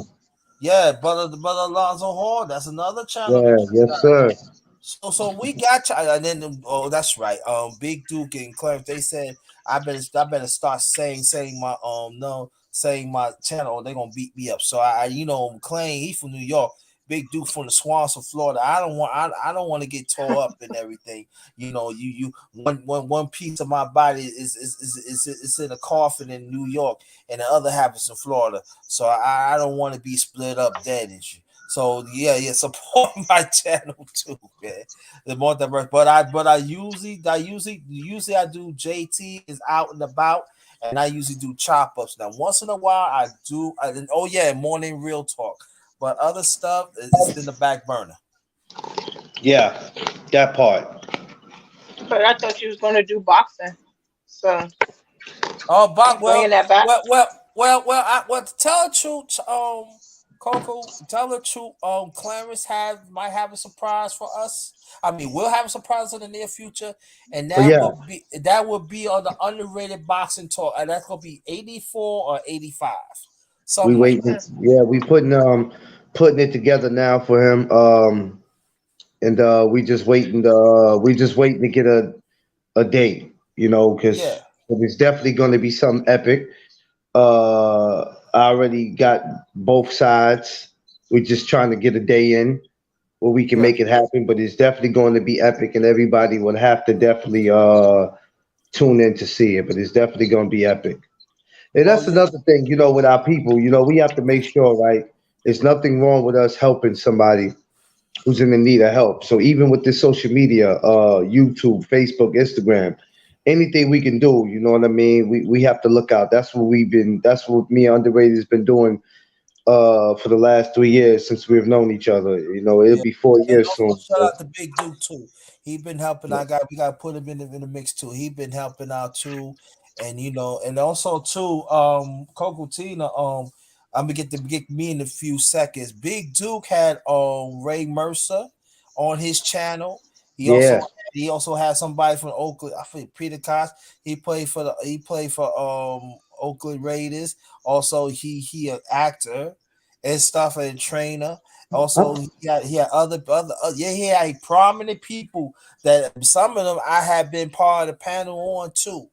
And also now for me, so y'all need to check that out too. And he need to get big us for that Big Duke 24. His and channel is fourth quarter talk. And also Clarence, he had some people on there too. But that's on Instagram and stuff like that too. So, but Coco we don't Tina, support it. if Yes, you if you if I will. are you on Instagram, Coco? Yep, I am. Oh, okay, Coco, do me a favor, Coco. I want you to listen to me, Coco. I'm gonna put my ears so you can, right? Listen, right? I want you to go to Instagram and follow Clarence McLean. I have a nice podcast where we talk to people nice. Hmm. Nice, Wow. very nice, right? Yeah, we Yeah, talk to watch people your real mouth. nice. Yeah, so and also like on my channel, Clarence could attest to that. Even on Big Duke, I talked to Okay. one of the Charlo brothers, Big Charlo, the Oh older yeah, brother. Is it? yeah, He was on his channel, yeah, yeah. I Yes, see and sir. I was Clarence, and I York was City. and I was Clarence requested. McLean. Yeah, I'm in New York. Yes, yes, yes. So never be afraid to say hi to me because they say New Yorkers are rude. Nope, not me. Not me. I got They say, family in New York. I'm very friendly. All I Is it ask, McLean dot Clarence or is it Clarence McLean Clarence? Is it Clarence McLean? On Oh yeah, on Instagram it's McLean Clarence. On Facebook it's Clarence McLean. But I'm very nice to everybody as long as they feed me when I come to their house. If not, I turn into the exorcist. Other than that, I'm underrated to tell you, I'm one of the coolest guys around. And some of the conversations that he have on here is actually some of the conversations that I have on my show when I do my podcast. Sometimes my show gets kind of like crazy sometimes, but I can say that I have a lot of good guys who will come up, and eventually I want some women to start coming up and expressing themselves because I don't want them to make it look like it's just a place for all guys. No, we don't want that. well, Tina Ah, was the first woman to come up here today. Sometimes she always the first one. Come on. I was afraid for you to let her in because I didn't know what type of energy she was gonna come with. I was getting a little worried. I thought she heard the sock joke and was getting ready to come in here and curse me out. Nah, she good people, but she been up here a few times. She good people. Nah, most definitely, man. But yeah, man, it's like I said, underrated, man. You see what I got going on and what I'm trying to do, brother. So I got some things that's been to pop off. I told you I got the Me and Tiffany are working on the No Duck Zone clothing line. Yeah. Um, Tell us more about that, please. so of course for you, I'm sure everybody knows it already, but you get new people every day. So I am Clarence McLean, the owner of McLean's Promotion. I am the owner of the No Duck Zone podcast, and we got merchandise that I'm working on for the No Duck Zone. My wife is coming with a clothing line for the women, plus size. So that means if you're a heavy set woman, I don't care if you weigh 118 pounds and if you weigh 300 pounds, it's not going to matter. We're Mm-hmm. coming. We're coming with everything for everybody. She's working on the women. I'm working on the men, and then McLean's Promotion. Eventually, we're gonna have merchandise for that. As soon as I can get a logo I feel that fits. So Mm-hmm. you know what I mean. So we got some things that we working on. It's coming. Hopefully before next summer, the No Duck Zone merch should be out. And another thing I wanted to say to y'all that we have to stop going out here wasting our money on name brand clothes and just start going to get some regular clothes and putting our brand on it. Mm-hmm. Let's wear our own clothes because we're Yeah. wearing people's stuff and supporting people who don't care nothing about us, that they don't like us, they don't know us, they never met us, but they want our money, but they want nothing to do with us. Makes no sense. Yeah. So Yeah, I drew up some stuff for my merch and everything, but it takes money to get it out. yeah, McLean already gave me a little connect, but it's all about the money at the time. So it's gonna take time, y'all. It's gonna take time to get the merch. So hit I don't that want cash app. Hit that cash app. That's where it starts. PayPal too. Y'all think people put the cash app up because they begging. Nobody's begging. How do you think that we get the merchandise? How do you think we get to these boxing shows? When y'all ask us, hey man, are you going to the show or whatever? How do you think we get to these places to pay for these hotels? We ain't begging you. But honestly, this is how we get around to do what we want to do. And when you guys want shirts and sweaters and hats and hey, underrated, when you coming with your merchandise? Well, it's not gonna happen by you asking me. You have to participate and help, man. So let's do that. If we can buy a $200 pair of Jordans, it's nothing to take $2 to $3 and drop them in the cash app. If you had 20 people to drop $3 in the cash app, add that up. Yeah. Yeah, exactly. Especially like I do MMA and sometimes I do boxing. Clarence gave me a great he put this out there last year. You're underrated. You can go to boxing events and also MMA events because you know it. So Yeah, you might see me have two passes. I can get you know what I'm saying. I can give you a double. facts. I said yeah. I said yeah. For real, we have to uplift. We have to uplift somebody. When we don't uplift our brothers, then it's not a good look, man. Forget what somebody else saying that you can't do. You have to be the one that said I'm gonna do. I have two Mhm. platforms. I gotta balance the No Doug Zone podcast, and then I have to balance McLean's Promotion. Is that easy? No, it's not. Because sometimes I give one platform attention more than I give the other. Yeah, me But too. Yeah. I keep both of them active. You won't see me go live a lot in McLean's Promotion like I used to. I just went live yesterday because I was at a wedding, but it was to let the people know I'm still here. But the beautiful thing about having two platforms, even if you don't see me on one, you're gonna see me on the other. But you're gonna know I'm staying active. I'm staying irrelevant because you want to keep the people interested in what you're doing. When people are not interested anymore, then it makes it harder for you to do your job. Yeah. Yeah, you right about that. And I know I keep on saying I'm gonna get up on IG. I know Clarence be asking me and Miss Malin keep on telling me they want to see me IG. So I'm gonna put some up on IG. Don't worry. I'm gonna get on it and everything and do that. And also I have, you know what? Come and think about it, I haven't done anything on Facebook for a while, especially on my Facebook group. Well, underrated, you got to remember too. We had a long run. You got to remember, when we were with the other two, it was every damn day, brother. We were on live. That is We true. weren't. every day. So we have to, after a while, you want to fall back, but you got to remember at one time, probably from Monday to Saturday, probably even Sundays included, we would go live after a pay-per-view fight on the set. Well, it'll be a Sunday morning, 1, 2 o'clock. One time, 3 o'clock in the morning, we stayed on two, and then a couple of hours later, sometimes four too. yeah, sometime 4 in the morning we on, man. You know what I mean? And then a couple of hours later in the afternoon on a Sunday, we right back at it. So we put in, bro. We put in. I know you. Listen, this is how I know you made it. I'm gonna tell you how I know you made it, underrated. You want to know how I know you made it? What? When I heard Drew Titan give you a shout out, I fell out my damn seat. I fell out my seat. I said, who? What? I said, who? He said, yo, y'all go subscribe to the Underrated Darkness. I said, oh. I said, my brother made it.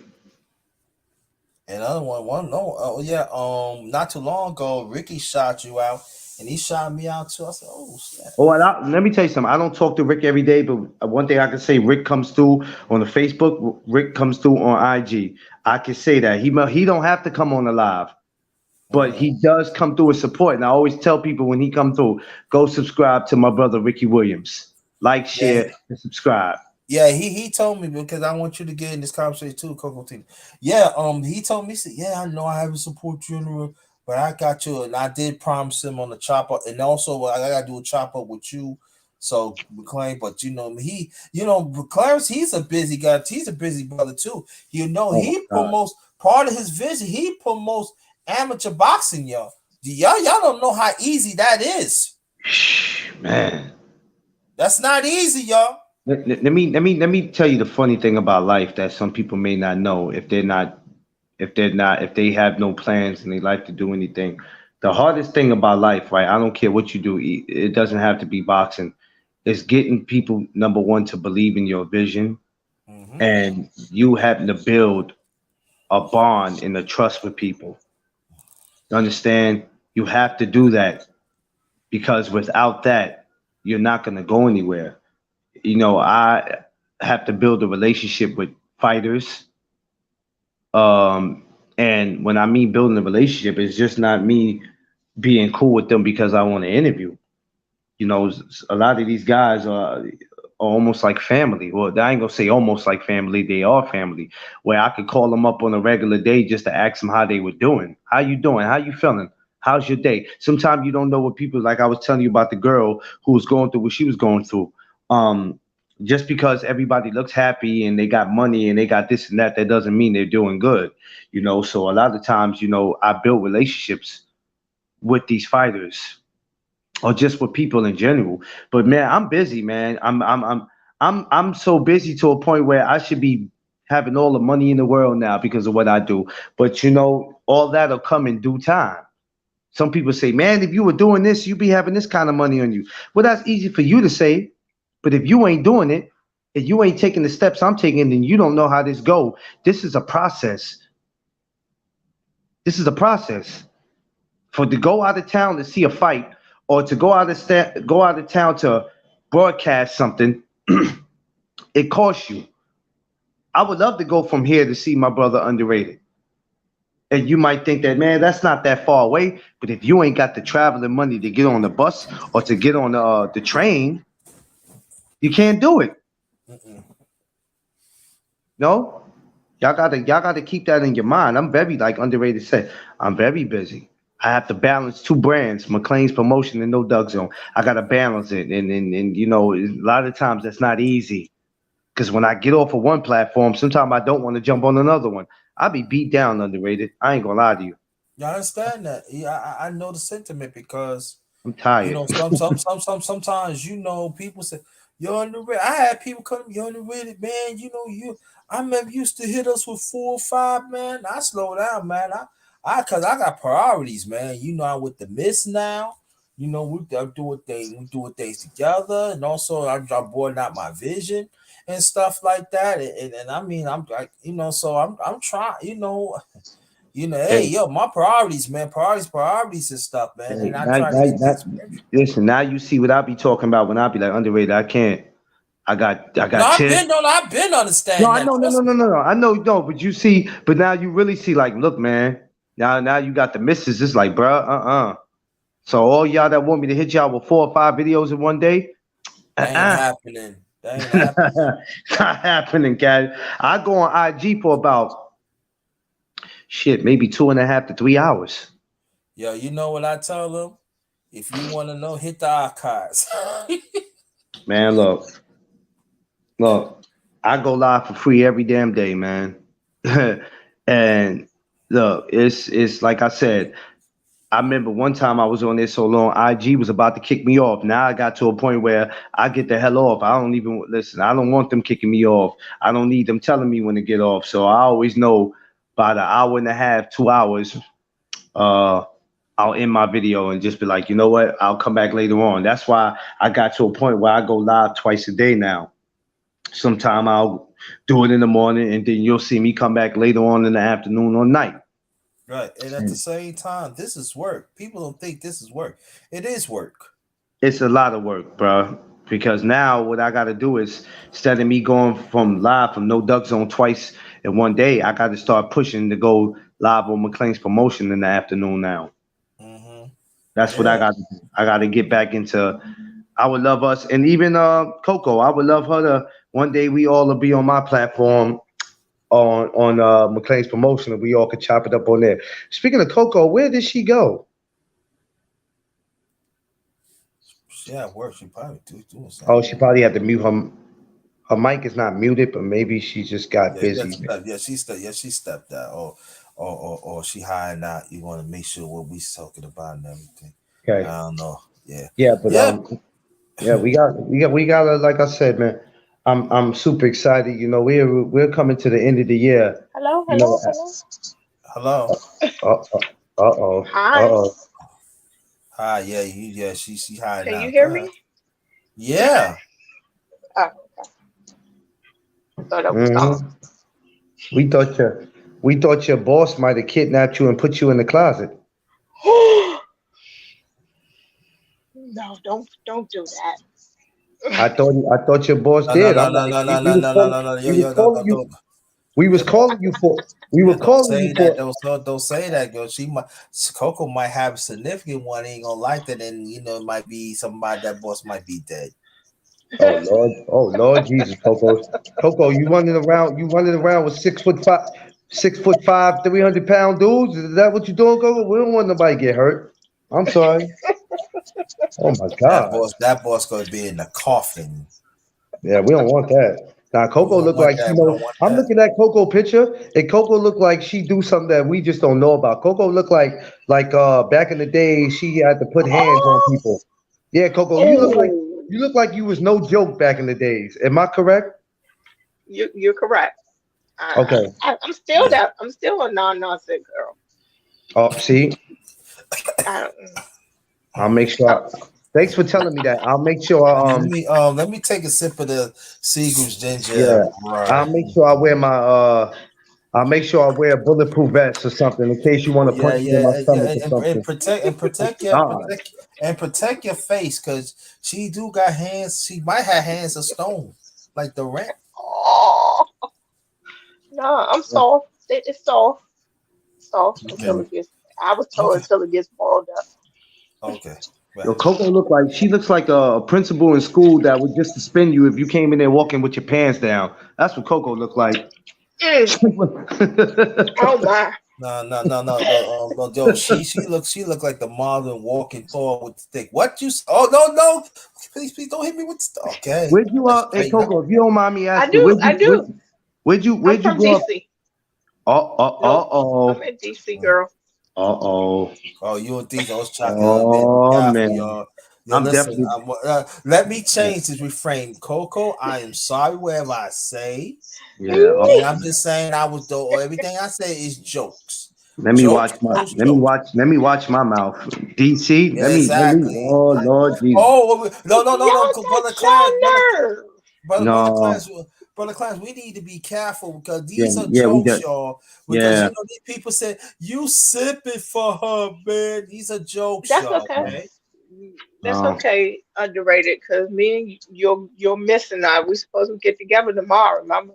So it don't matter. Oh shit! God, Oh there shit. goes the Oh So nigga. I'm gonna man. tell.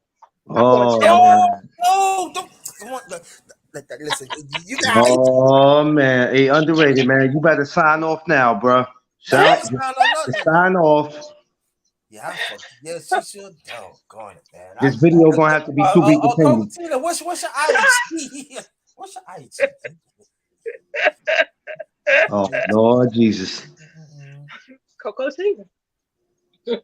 Huh? What is Coco it? Tina, that's my IG. Oh, okay, gotcha. I hit you Now, IG. how did you come up with that? Long story. Long story. Oh Lord. Long story. For some reason I feel No, like no, this. Tina is the name that I always wanted to go by. Um, Coco was my complexion. I was a dark skinned girl. Um, Okay, well Coco, but okay then. so Okay. instead of saying chocolate, I went with Coco.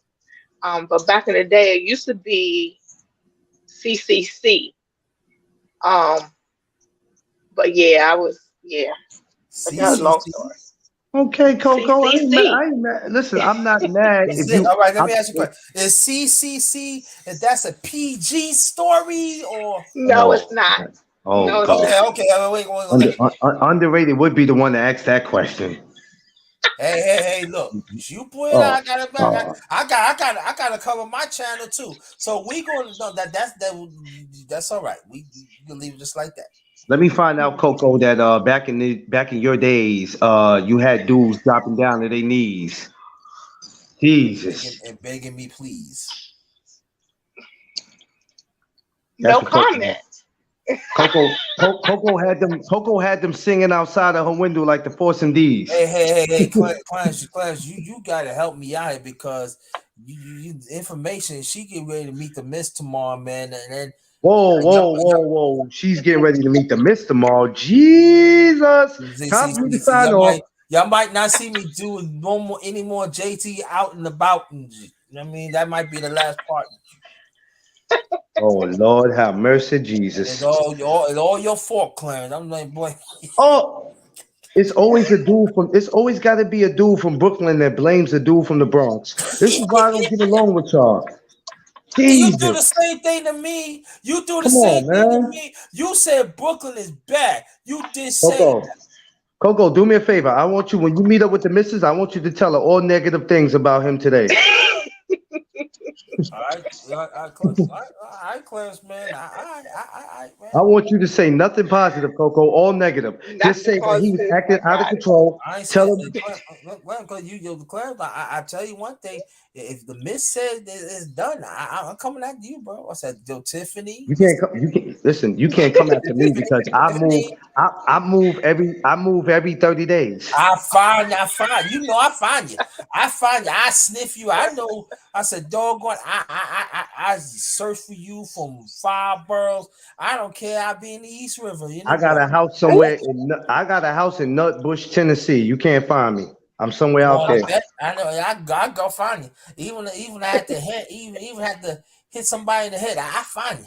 I don't Oh, see, find you. I hope that you're taking all this, Miss Coco. You see all the I threats, am. right? I You am. see the threats, right? Thank Well, you. hold up. Nah, Thank you're not you. gonna. No, on my chat, you're not gonna double team me. I be getting double teamed lately and all like that. I be letting it go. You're not gonna double team me. You're not gonna.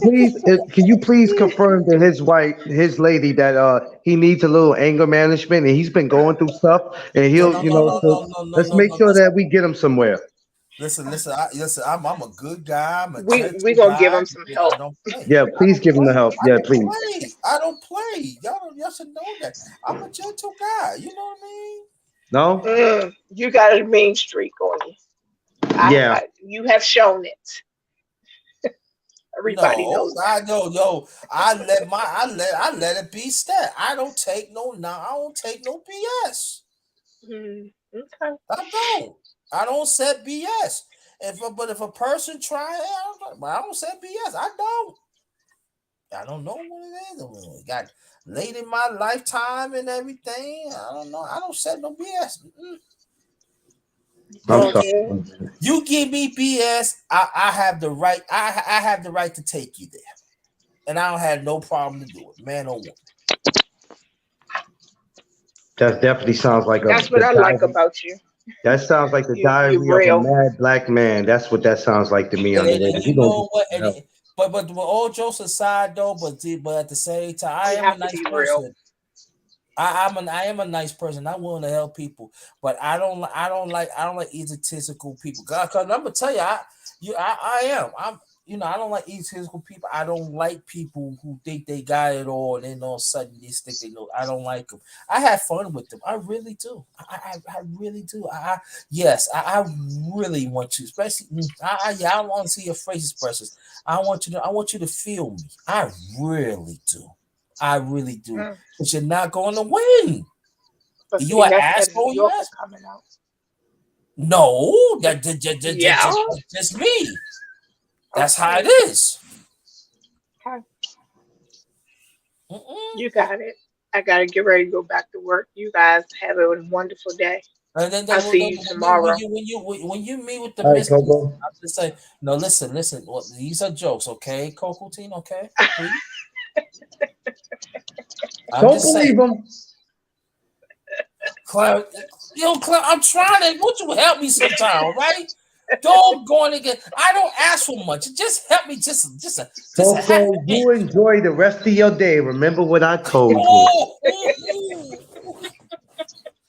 and if something happened to me, y'all, go to McLean Clarence on his IG, and Oh, that's that bullshit. Oh, don't do that. Oh, hell uh-huh, no. right. Mm-hmm. I gotta I'm go from New underrated. York I too. ain't messing with you. I gotta get out of here, I'm from man. no, but all jokes aside, what? Man, so yeah, I gotta get out of here anyway because I gotta do. But all jokes aside, though, I want y'all, please, everything what we say today. And I know we joke around and stuff, but this is serious business here.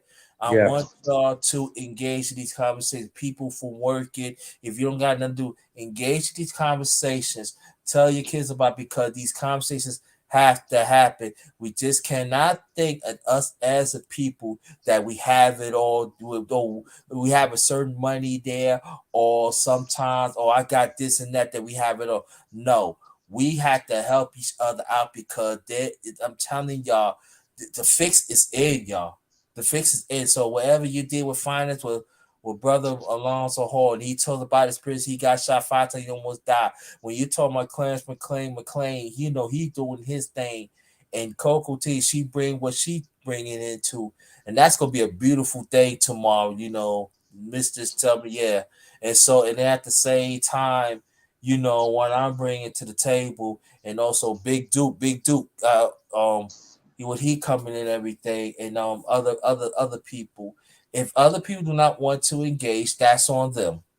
Don't let it stop you because it could benefit you. When I talk to Clarence McLean, I benefit a whole lot from him. This is a brother that is trying, so I gotta advocate for that. I can't talk for nobody else, but I gotta advocate for that. And then sometime, and then if people fail to, and people gonna hate when I say this, but when McLean do promotion, it takes money. When I want to do my merch, it takes money. No ifs and buts about it. We gotta stack it. Oh, you can get this and that. No, it takes money to invest. If I want to invest. If y'all want the things, y'all gotta invest. You gotta put some money into it. Again, we're not picking anybody's pocket. No, we're not saying that. But I'm just saying if you want the product, you gotta pay for the product. If you want that vision, you gotta pay for that vision. If you want to be part of vision, you gotta pay for that vision. You got to do that. If you want if you want to see underrated, all that stuff, you got, hey, look, I'm gonna do my end. Just like I said, Clarence said, I already got to connect with Clarence. I already got to connect. Him and Tim already got to connect. But I can't do nothing. I gotta give them money so that I can get it out. Y'all want some good stuff here, right? You gotta some got to give. Again, we're not pocket handling here. We just saying that in the vision that each of us have a vision, we have to understand that other people have to understand it takes finance to broaden out the vision to make sure part of that vision can happen. And so when you invest in that vision, you gonna get that product, and then you can tell other people, and then who knows? You probably have an idea too. You want to do the same thing too. You got experience in that. Hand washing the other. That's all I'm saying. Brother McClain, last remarks, please. Yeah, man. Exactly, man. You know, like he said, we was on here joking, but a lot of the stuff that was spoken about, especially by Alonzo Hall, shouts to him, was it's all facts. Stuff I spoke about, the stuff that underrated speak about, it's all facts, man. But y'all know, like I said, once again, y'all can find me Facebook, Clarence McLean, sliding McLean's Promotions. Check that out. Check me every morning from Monday to Friday, 7:15 a.m. on Instagram, the No Doug Zone podcast. But you can follow me, McLean Clarence, on there, man. And like I said, man, Black Excellent, man. That's what we on, man. Yeah, and stay right there too. I'm not gonna say today, but I'm saying this that I'm talking about the ladies now. I put up Morning Real Talk, ladies and gentlemen, ladies again. I want y'all gotta get, if y'all want, you gotta engage. It's good us men to engage. I trust that. You know what I'm saying? I'm good with that. But we gotta engage. And shout out to Coco Tina. Thanks for keep on coming on the panel wherever you have a chance. Shout out to you. Thank you so much Yeah. to support this channel and stuff like that. And then she's gonna be supporting yours soon and everything. You know what? I might do some IG in a few minutes. Why the hell not? You might see on the Ray do some IG because I got matter of fact, Clarence, he been getting on me do some IG and stuff like that. I got to do some IG. Yeah, I might hit you with some IG in a few minutes. I might do that. I might do that because I'm telling you, but McLean, I'm saying don't let that frame fool you, man. He be strangling my arm and shit. I said, damn, your bronze niggas is so strong and shit. God, okay, man. So I don't want my shoulder to go out of the whack and everything. So I'm gonna go. Hey man, we out here working, man. We Yeah, out here working. but also all jokes aside though, that what he keep reminding me that IG could be a bigger audience, and then so I gotta understand that too. So y'all gonna see me more doing some IG and stuff like that, and I'm not gonna talk about boxing. We're gonna talk about everything stuff. Now, if boxing comes, but I'm just letting you know now the Spence and the Crawford. I'm not talking about it. Don't ask me to talk about it. I'm gonna say next subject. I don't want to talk about it. I don't want to talk about it.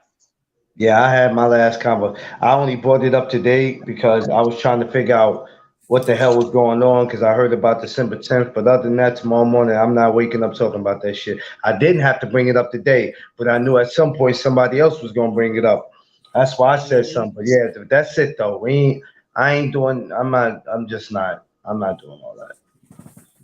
But brother McClure, before we get off, man, is it possible very soon I could do a chop up with you? Oh, what? What type of question is that? Of course you can, brother. You Okay, know that. okay. You Okay, know I that. know, but you're busy. You're a promoter, so I got I'm never too busy to do anything for my brother.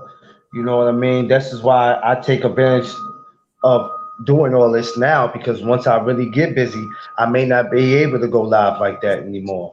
At some point, it's going to get to that. When you start getting too busy in life, there's going to be times you're not going to be able to always go live. That's true. Yeah, I know. I know. But let me tell you the chop up. It's not an interview. I want you to ask me questions about me too. And all I'm Okay. saying is send me a picture or avatar to my email, and also to do a you can do a pre-record on your Facebook and on Instagram. Let people know that you're gonna be doing a chopper with me. That's it. And it was just set up a date. Okay, yeah, we definitely not. That sounds good. Yeah, I could do that. That's not a problem. Cool. So y'all hear it. I gotta confirm. No, brother McClain, the one and only him. I'm gonna do a chop up on my channel. and stuff. So that's gonna come soon. But you gotta understand what I'm saying. He is a busy man. He's a family man, and plus he promotes. So y'all gotta understand it's gonna take time. I'm Yeah. not gonna say it's gonna happen soon. It's gonna take time. I'm doing my own thing too, as Brother McClain is too. I'm doing my thing, but I believe before a year's out, you would get that. You would get that chopper Oh before yeah. the Oh, year's out. it's gonna be way before the year's out. Okay, Way before. wait before the year's out. But I'm just saying, people, you be patient. Let's That's just gonna say happen. this. Before y'all can say Happy Thanksgiving, we'll have that done already. There you go. And so you got to understand it's going to take him time because Yeah. when he let me know the date, it's not like he got he got 3 groups. He got their group, 2 groups of Facebook, and 1 of Instagram. So this one I'm saying he definitely have to let people know. So that's going to take him time to let all those people know to come to my channel and stuff. So that dynamic is going to take a little time. Especially I'm gonna do some IG too, so that's gonna take a little time and stuff. And like I said, Yeah. he promote amateur boxers too, and he got a few in his stash right now, y'all.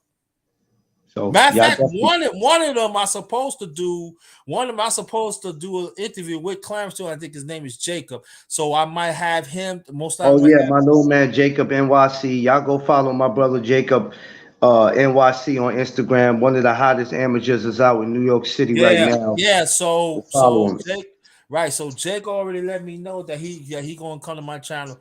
It's just, like I said, everything comes in motion. Everything's not gonna come. Actually, you know what's so crazy? This would be a great time to catch Jacob because he actually has a fight actually next Saturday, October 29th. Same day Oh, as Lomachenko. He's fighting in Philadelphia. So I'm gonna try to get out to Philly for his fight. So okay. so If you definitely. could if you could hook up and come here, that could be a special I underrated. call him. I call him today and tell him at some point. If well, this week he's probably training, but I'm gonna No, tell but him at some I point. want you to get on the panel too. That's what I'm saying. Oh yeah, yeah, I'll definitely get on. I'll let him know then. I'll let him know that we'll just come over there, to your channel and we can talk. And whoever wants to ask him questions, they're more than welcome. But I just want the kid to get out there. I want people, more and more Yeah, people to know. I want yeah. more and more people to know who he is. So yeah, we do it that way. And also let me let people this though too. When I do boxing, right? I want people to know it's going to be an underrated boxing talk. It's not going to be like I do commentary. Anything to do with boxing, it's going to be boxing. It's going to be the underrated boxing talk. It ain't going to be like. So I'm just letting people know now. Like I said, I think it's going to be 84, 85. But I'm just letting people know now that that's how it is. Anything deals with boxing, that's going to be on that sector of my channel. It ain't going to be nothing else. We're going to continue this. We hit to 100, and then we're going to continue afterwards after 100. I just want to let people know, so don't think that, oh, it's easy. Oh, about we talk about boxing. No, already got boxing sector already, but it's going to be the underrated boxing talk. That's where it's going to be. That's where it's going to be. So I let people know, no worries of that. Anything that deal MMA, that's gonna be an MMA sector of my channel. That's how it is. We're gonna keep it going. But for now, this is where I'm at, doing the chop up, doing the JT out and about. But anything that is special of boxing and also MMA, that's in that sector. That's in that sector. I'm just letting you know that. But thanks again, Brother McClain. All right, Appreciate no you. doubt. I really appreciate you. Keep up the good work, and then most like I'm gonna hit you with some IG in a few minutes, man. I'm gonna Yeah, hit you. do that. Let me get this house straightened out of mine. Yeah, But we it ain't gonna be just like right now. It's gonna be yeah, about I know. 25, 30 minutes. Let me get this straightened out, which it shouldn't take me long. But definitely, let's cook today. There's some more things that need to be addressed. So let's do it. Yes, sir. All Thank right, you. underway. Appreciate you. You already know. All right. So that's it. And no, man, just see my face because I'm at the Miss House and everything. You know what I'm saying? I let people see my face because she said you can let them see it, but I don't, me see. I don't play that. Everybody got to see everything. But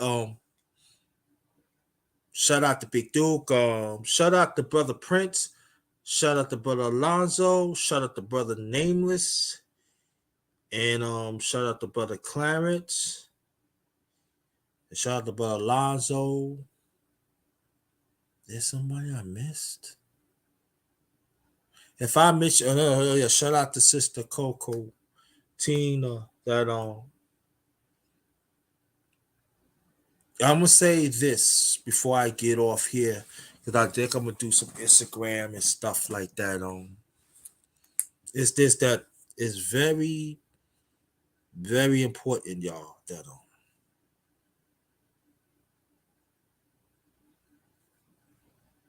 That I'm talking about us as men. We gotta support each other better. We gotta do that. The men that I mentioned, they had support other ones too. They had brought out their channel. They brought out their vision too. But we gotta do a better job. And I want to talk to your men, also your men too. And the ones who do not want to support, you don't have to come here. But I know the ones I mentioned, we're gonna end up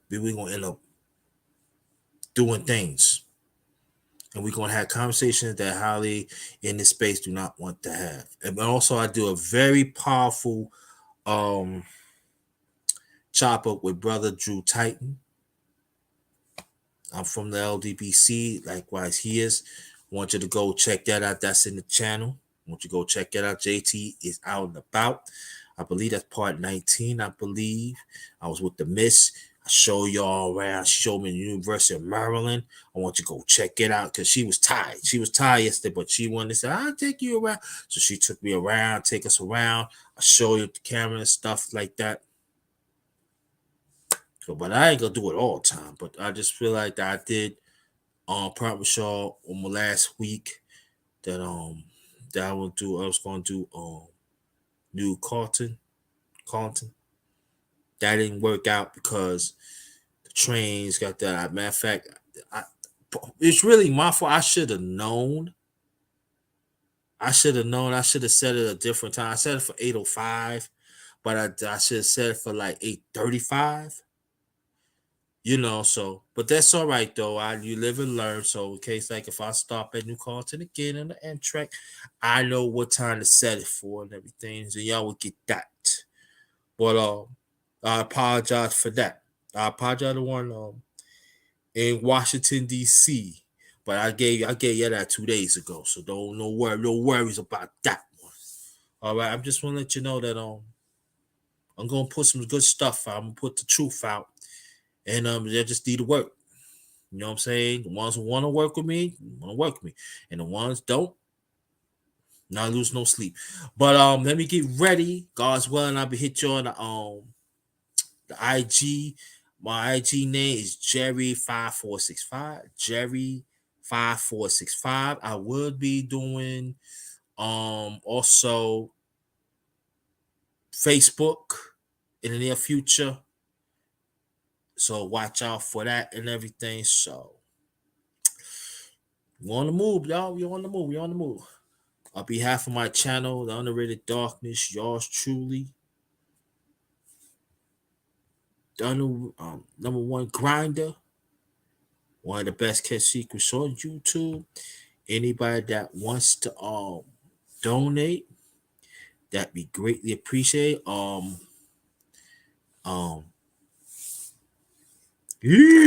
me stop. My Cash App is $capital JT 53000.